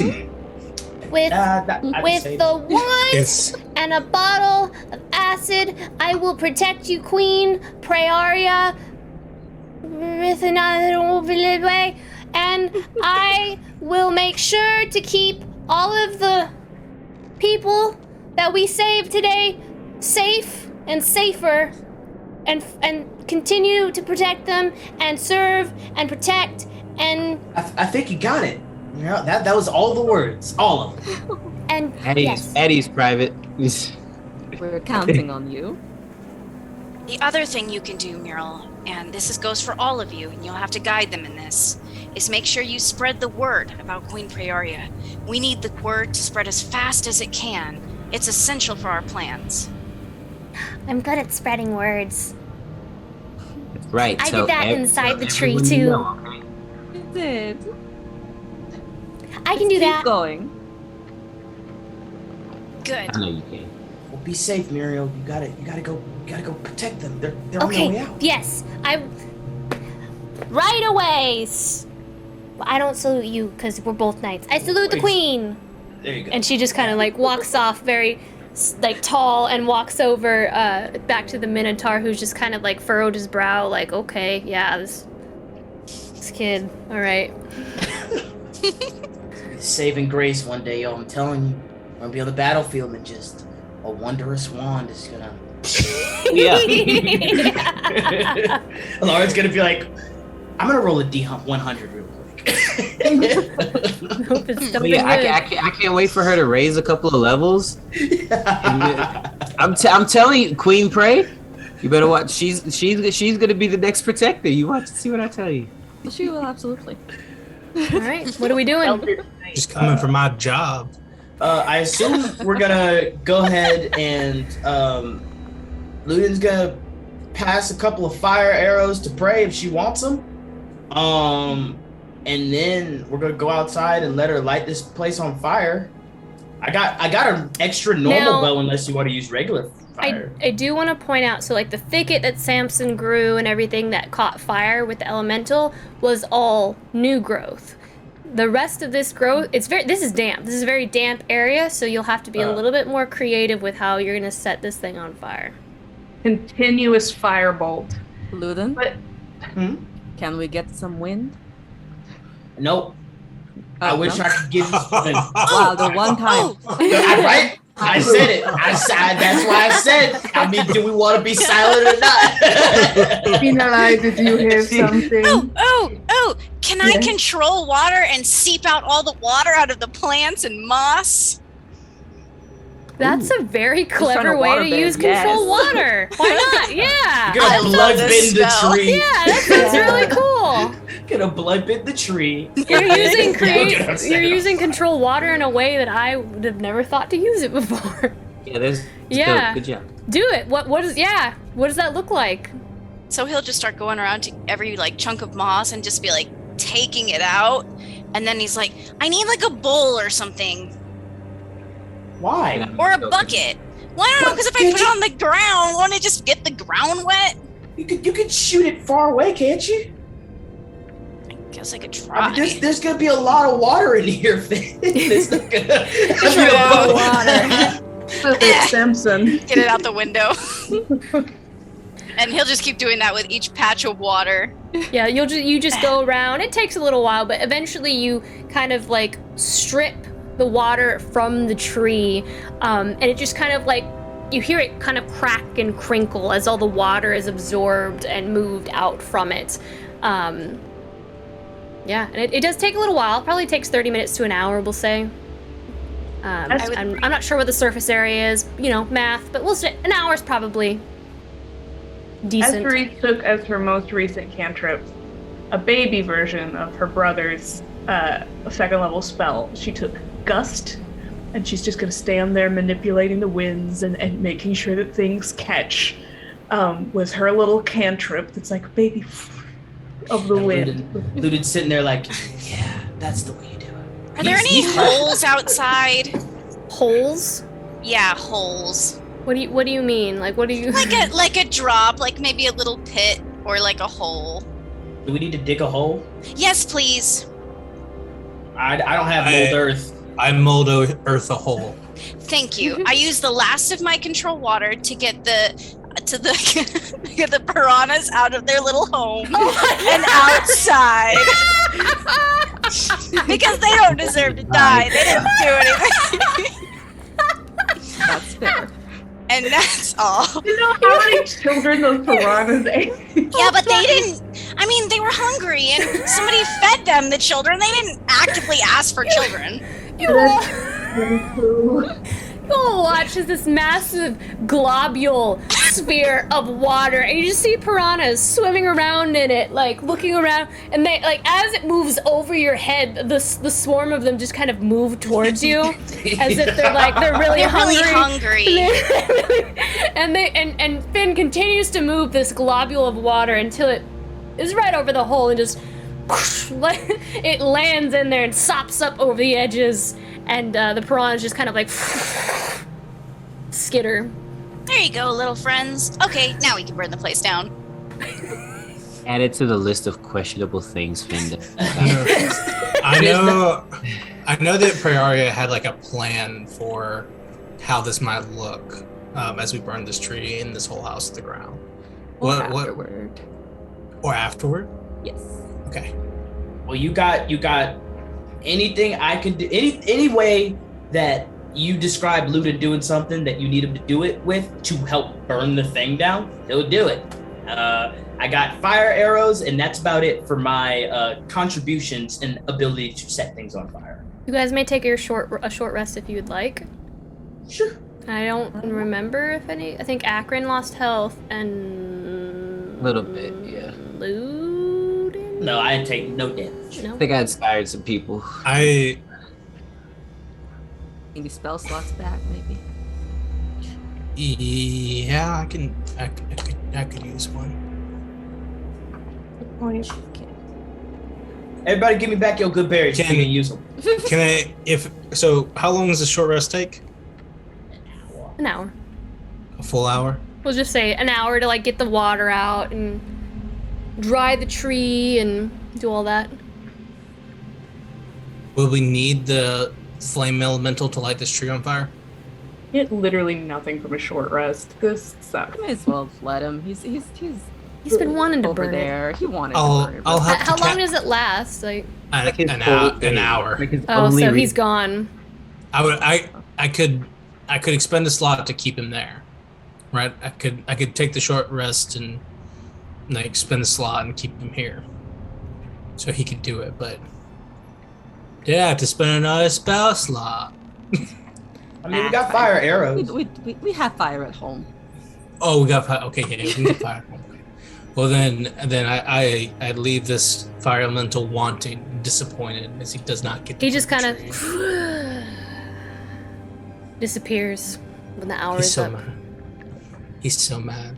He is pissed. That's cool. It's all good.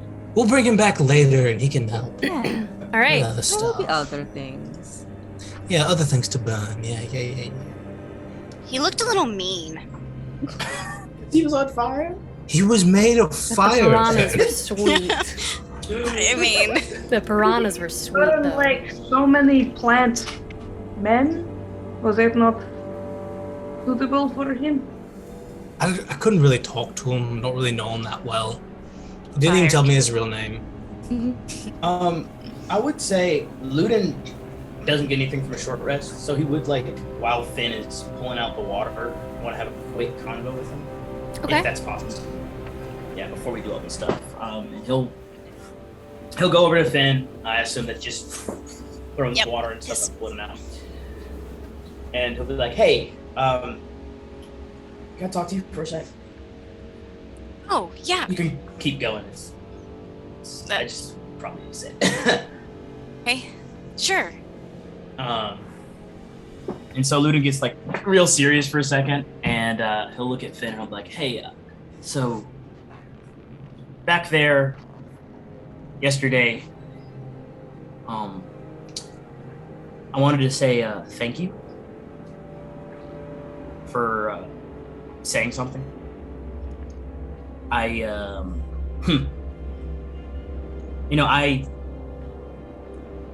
don't know. No one else said anything. And it felt good to have someone at least, say something. And I also have been doing a lot of thinking, and I appreciate you, Finn, and I think you deserve an explanation on why I've acted the way that I have towards you. I also want to say I'm sorry, because I don't think it was fair. Well, it's because I follow Levi, right? It's a little bigger than that, actually. So it kind of goes back to the beginning. I've learned a lot hanging out with you guys. And it took me losing a lot to realize that I'm still trying to find myself. When I was gonna have this conversation with Vesperise, but then Hadriel kind of up and got captured. I feel like she's found herself very well over the past couple of days. I was actually gonna ask how she did it, but all that to say, so when Logan got taken and my mom got taken and everything just collapsed in my world, the first two emotions I felt were confusion and rage, and it took losing them to realize that I didn't know how to speak with people in the world. When I met you guys, and the way I came off so angry and so driven, it was because I wanted to replace that family that I was, right? It took you guys not accepting me immediately to realize that a friendship is more than just people that you meet and people that you trust. And family is more than that as well. It took Samson telling me that I should probably go home to understand that no matter what you do, some people might not act the way that you want them to. Took me seeing Samson actually get taken and realizing that the world and the authority that I was taught to follow aren't always right. It took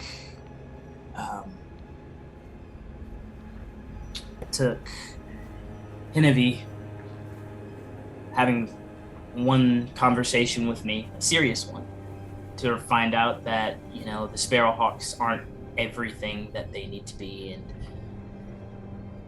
that they aren't what I thought they were.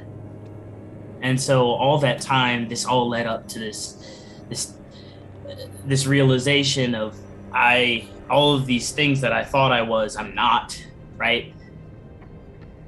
And it hurt. And the reason I didn't trust you at first was I was slowly able to find more information about every other member of our party, but you just seemed to be that enigma, and I couldn't get past that. I just couldn't trust you, and that's something that's far gone, and I want to apologize for that. But now that we're here, the reason that I didn't like the fact that you followed Levi was because it seemed like, you know, he was the one that took everything from me, but not just that, like,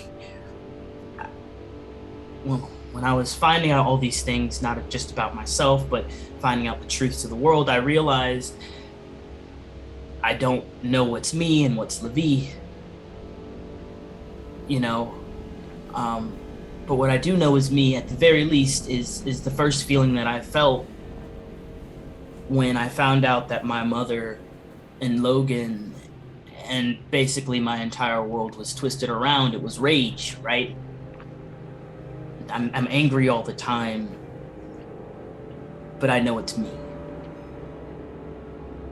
You know, like, for a while there, I didn't know if I'm trusting you because that's what Levi wanted me to do, or if that's my decision, or if I'm.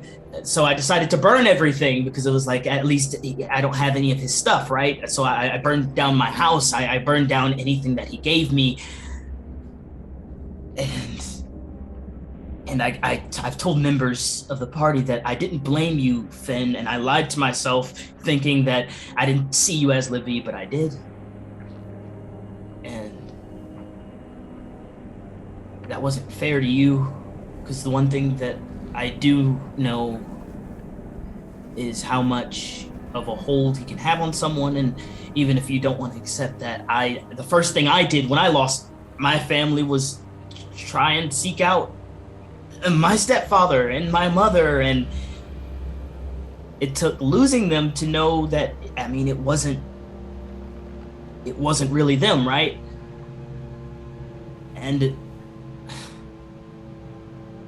when you said those things, and when I screamed at you right before you said those things, I started to listen to my own words and realized that, I mean, it's still not your fault. And one of the things that I've learned very recently when Esperis decided to follow Levi as well is the person is not the god. And I can distinguish that. And so I want to be your friend. And I want to do better. And I want to be better. I'm not sure if that's going to translate very well in the immediate future, but I'm going to try and be better. I still have my plans for Levi, and I still have my mission. But I don't hate you. I don't think it's fair to say that I never hated you. But I don't hate you. I'm sorry. Oh, Ludin, I know what it's like to, I guess, be surrounded by people that aren't like you, right? I know what it's like not to belong. And I know what it's like not to know yourself. You grew up in this world that Levi basically created for you, isolated, and I grew up on an island, so I'm still trying to find myself too. And I guess it doesn't seem like it, but I get what you mean by holding on to an emotion, trying to have that drive you through and define your actions. For you, it's rage, and for me, sometimes it's like self-denial. But I think what's important is, well, I think what's important is that we're trying to still find ourselves, and that's kind of an ongoing process, right? It's a journey. And I don't know where my journey is going to go with Levi. I understand that you look at me and you see Levi because I'm an extension of him when I do his magic. But I don't know. If Levi is the way that I can save my friends and make sure they're still here with me, then what else can I do? right?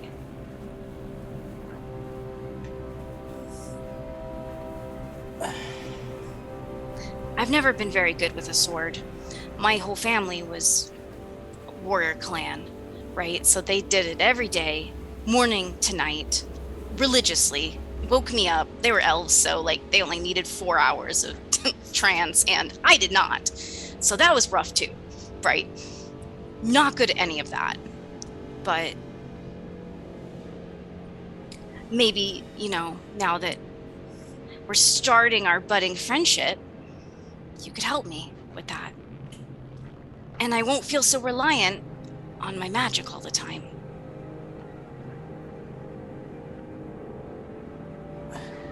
Finn, I don't care if you use your magic and if it's part of Levi.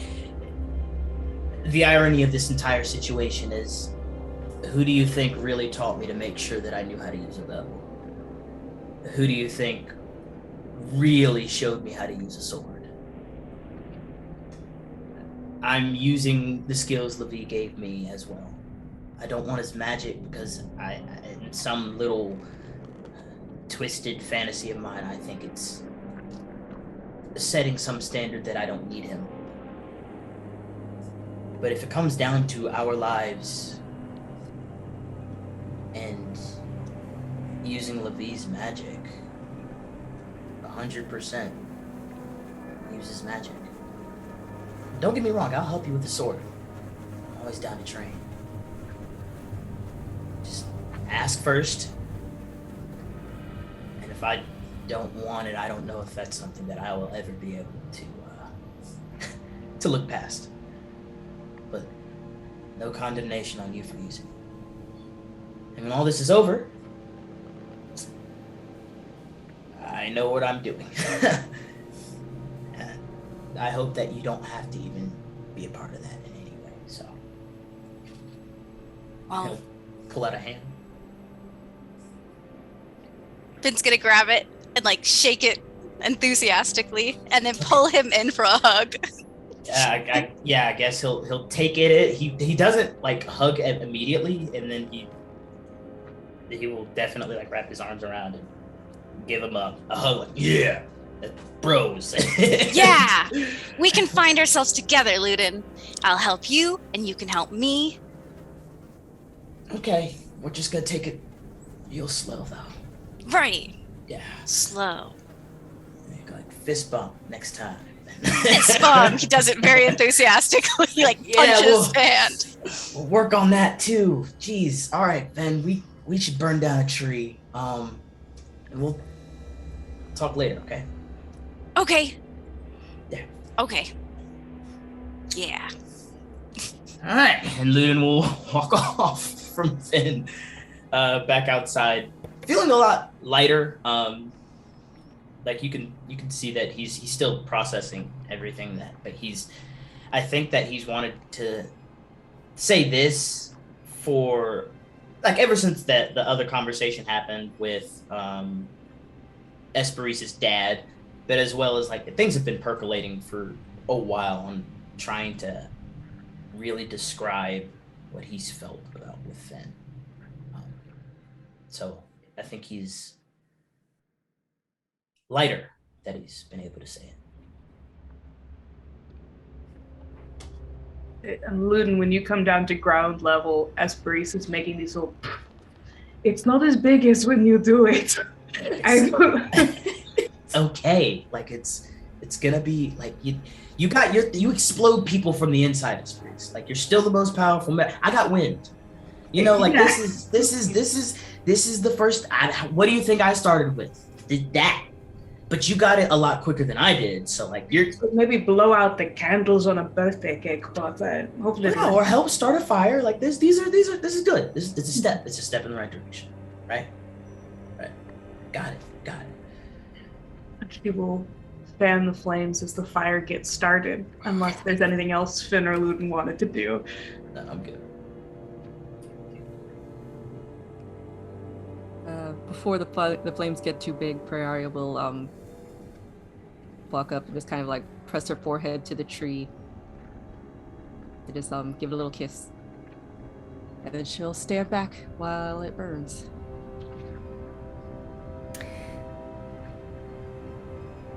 As the fire begins to grow slowly, Can I say something? go right ahead. There was something that I told Ormir about a long time ago. At the temple, a part of our training was to look after plants. We had kind of a nursery, yeah? And I wasn't so good at, some of the other training, but I took very much to a plant called Flora Fiare. I don't know if you're familiar. In common tongue, it is a fire flower. It is starts as a seed under the ground that does not crack open until the temperature of the soil reaches these great extremes under wildfire or less than wildfire. It is what they call a pioneer plant. It is the thing that grows back once destruction comes. After the fire flower will come and round it with the minerals that it gives to the soil. Then will come the berries and the grasses and the shrubs, and the trees again will grow where fire was. And I told Urmir then, all of you remind me very much of that flower. And I know that under not just the queen, but her knights and her advisors and her people,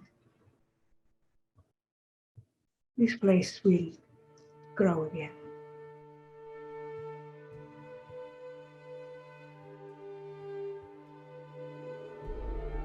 You'll just like take Esperisa's hand and give it a little squeeze. Those were beautiful words, Risa. Thank you.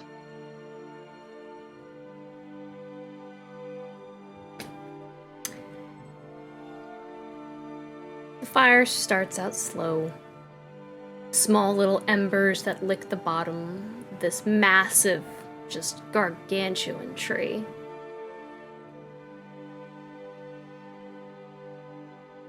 A subtle crackle at first. You smell the rot and the moss beginning to burn away.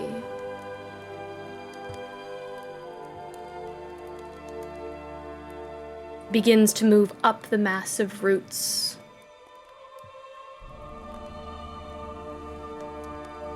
Until it is a blaze. A column of smoke encompassing the entirety of the tree.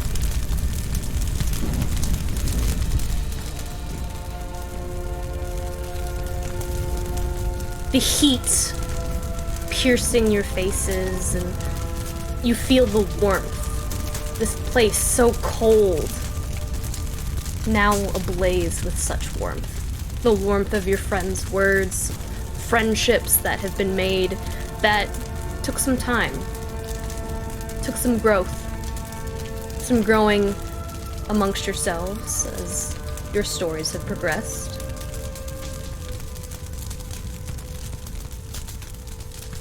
This symbol, Praeria, that this was once your home, and everything that is your family, and everything that is your heritage, that was stripped from you, you've now taken steps to take from Elrixis. And so, her home burns this day. Until nothing but ashes remain.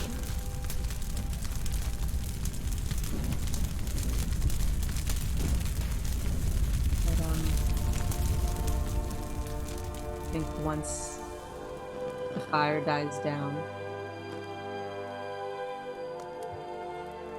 Farai will take the flower and she will whisper to it what she wishes.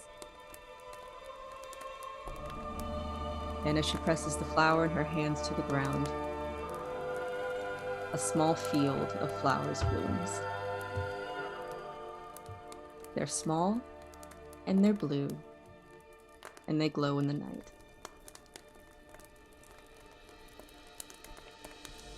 The flowers of home. The flowers that were hanging on by a thread on the rooftops in the ruins of Rithanawe. By chance, you saw that life hanging from the ceiling. As if fate had brought you there just the right time. When only days, perhaps, this flower, this very unique plant had left to live. As if it was holding on, 'cause it knew you were coming. So you saved it. You brought it into the Vardo. You nurtured it back to health. You brought it home. And it begins to flourish and grow at your touch, climbing up the sides of the nearby trees, that the ash, the black, wrapping itself around, up the trees, up into the canopies of the dark, black, skeletal remains of the nearby branches and canopies. And as they bloom, blossoms of pollen just begin to trickle down. Some of the blossoms begin to fall down like rose petals and cherry blossoms. And you watch as this glitter of light begins to just fall like rain, filling this entire space with this beautiful blue light. And it just cascades down as it hits the ground, and more just begin to bloom in its place.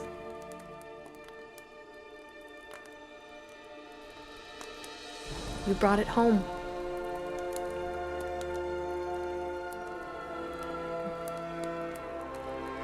I think for a moment she'll just sit there in the middle of this field with her friends. And just let them all feel good about what we're doing for a minute.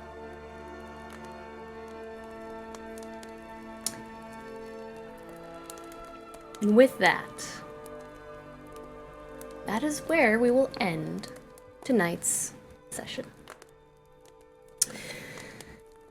Woo! So, let's thank all of our new followers, and we had a lot happen this episode. Let me roll back for a minute here. Thank you, Heloidy for the resub, Daniel for the resub, Mac for the cheer of 300 bits, Flock Obama for the tier 1 gift, or the resub. 16 months, Flock! 16 months, woo! Hello Love Doves with the cheer of 100 bits, Mac for the cheer of 200 more bits, Flock with the gifted 10 tier 1 subs. Thank you so much. Shut up, Dylan. By the queen of the glowing court. Thank you, Certifiable Nerd, for the gifted 2 tier 1 subs. Playotic Games for the raid. Thank you so much. Wander Arc for the follow. Panda Juice Gaming for the resub at 17 months. Gut Punch RP for the follow, Ren Reb for the follow, Cold Spark for the follow, Vic Falcon 4 for the follow, Gut Punch again for the raid, thank you so much, Rec 1568 for the follow, Princess Lady Bro, should I be loud? Am I not loud enough? Bud Fan so you gotta for do the follow. Dylan, you gotta go, Ladybug, thank you. Bud Dylan all of our. Thank you for the follow. Rien 713 for the follow.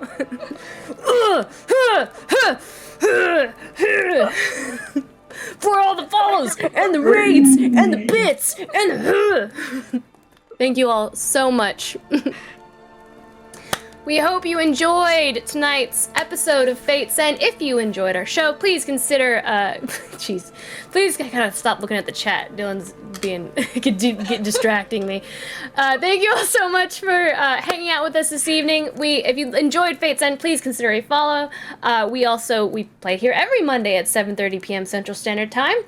If you enjoy our show, we also have other shows. On Wednesdays, we have our Iron Valor show, where we run through different Wizards of the Coast modules. We're currently running through Wild Beyond the Witchlight. You can join us there at 8:30 p.m. Central Standard Time and see our lovely Deanna. Deanna DMs that game. You can also see Raina, and you can see Danny there as well.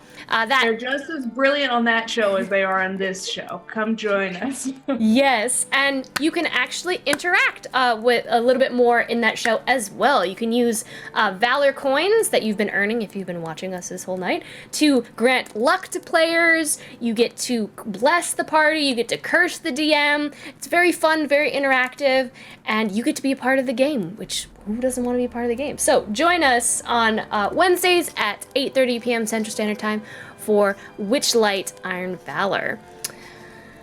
Other than that, you guys have just been so awesome. Thank you for joining us for this episode. This has been such a great episode. We're gonna raid.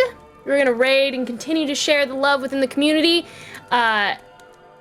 Did you thank JP? They just subbed. Thank you. Thank you, JP, for the resub for 20 months. Holy cannoli. Thank you so much for the resub. If you enjoy, yes, we're gonna raid. I'm just about to go into a loop here. We're gonna raid. Looks like Dice versus Studios. So stick with us. We're gonna do a raid. Dice versa. Dice versa. Did I say that wrong? Oh no, I just got the thing. Other than that, we love you, and we'll see you guys next time. Bye, beautiful people. Happy New Year.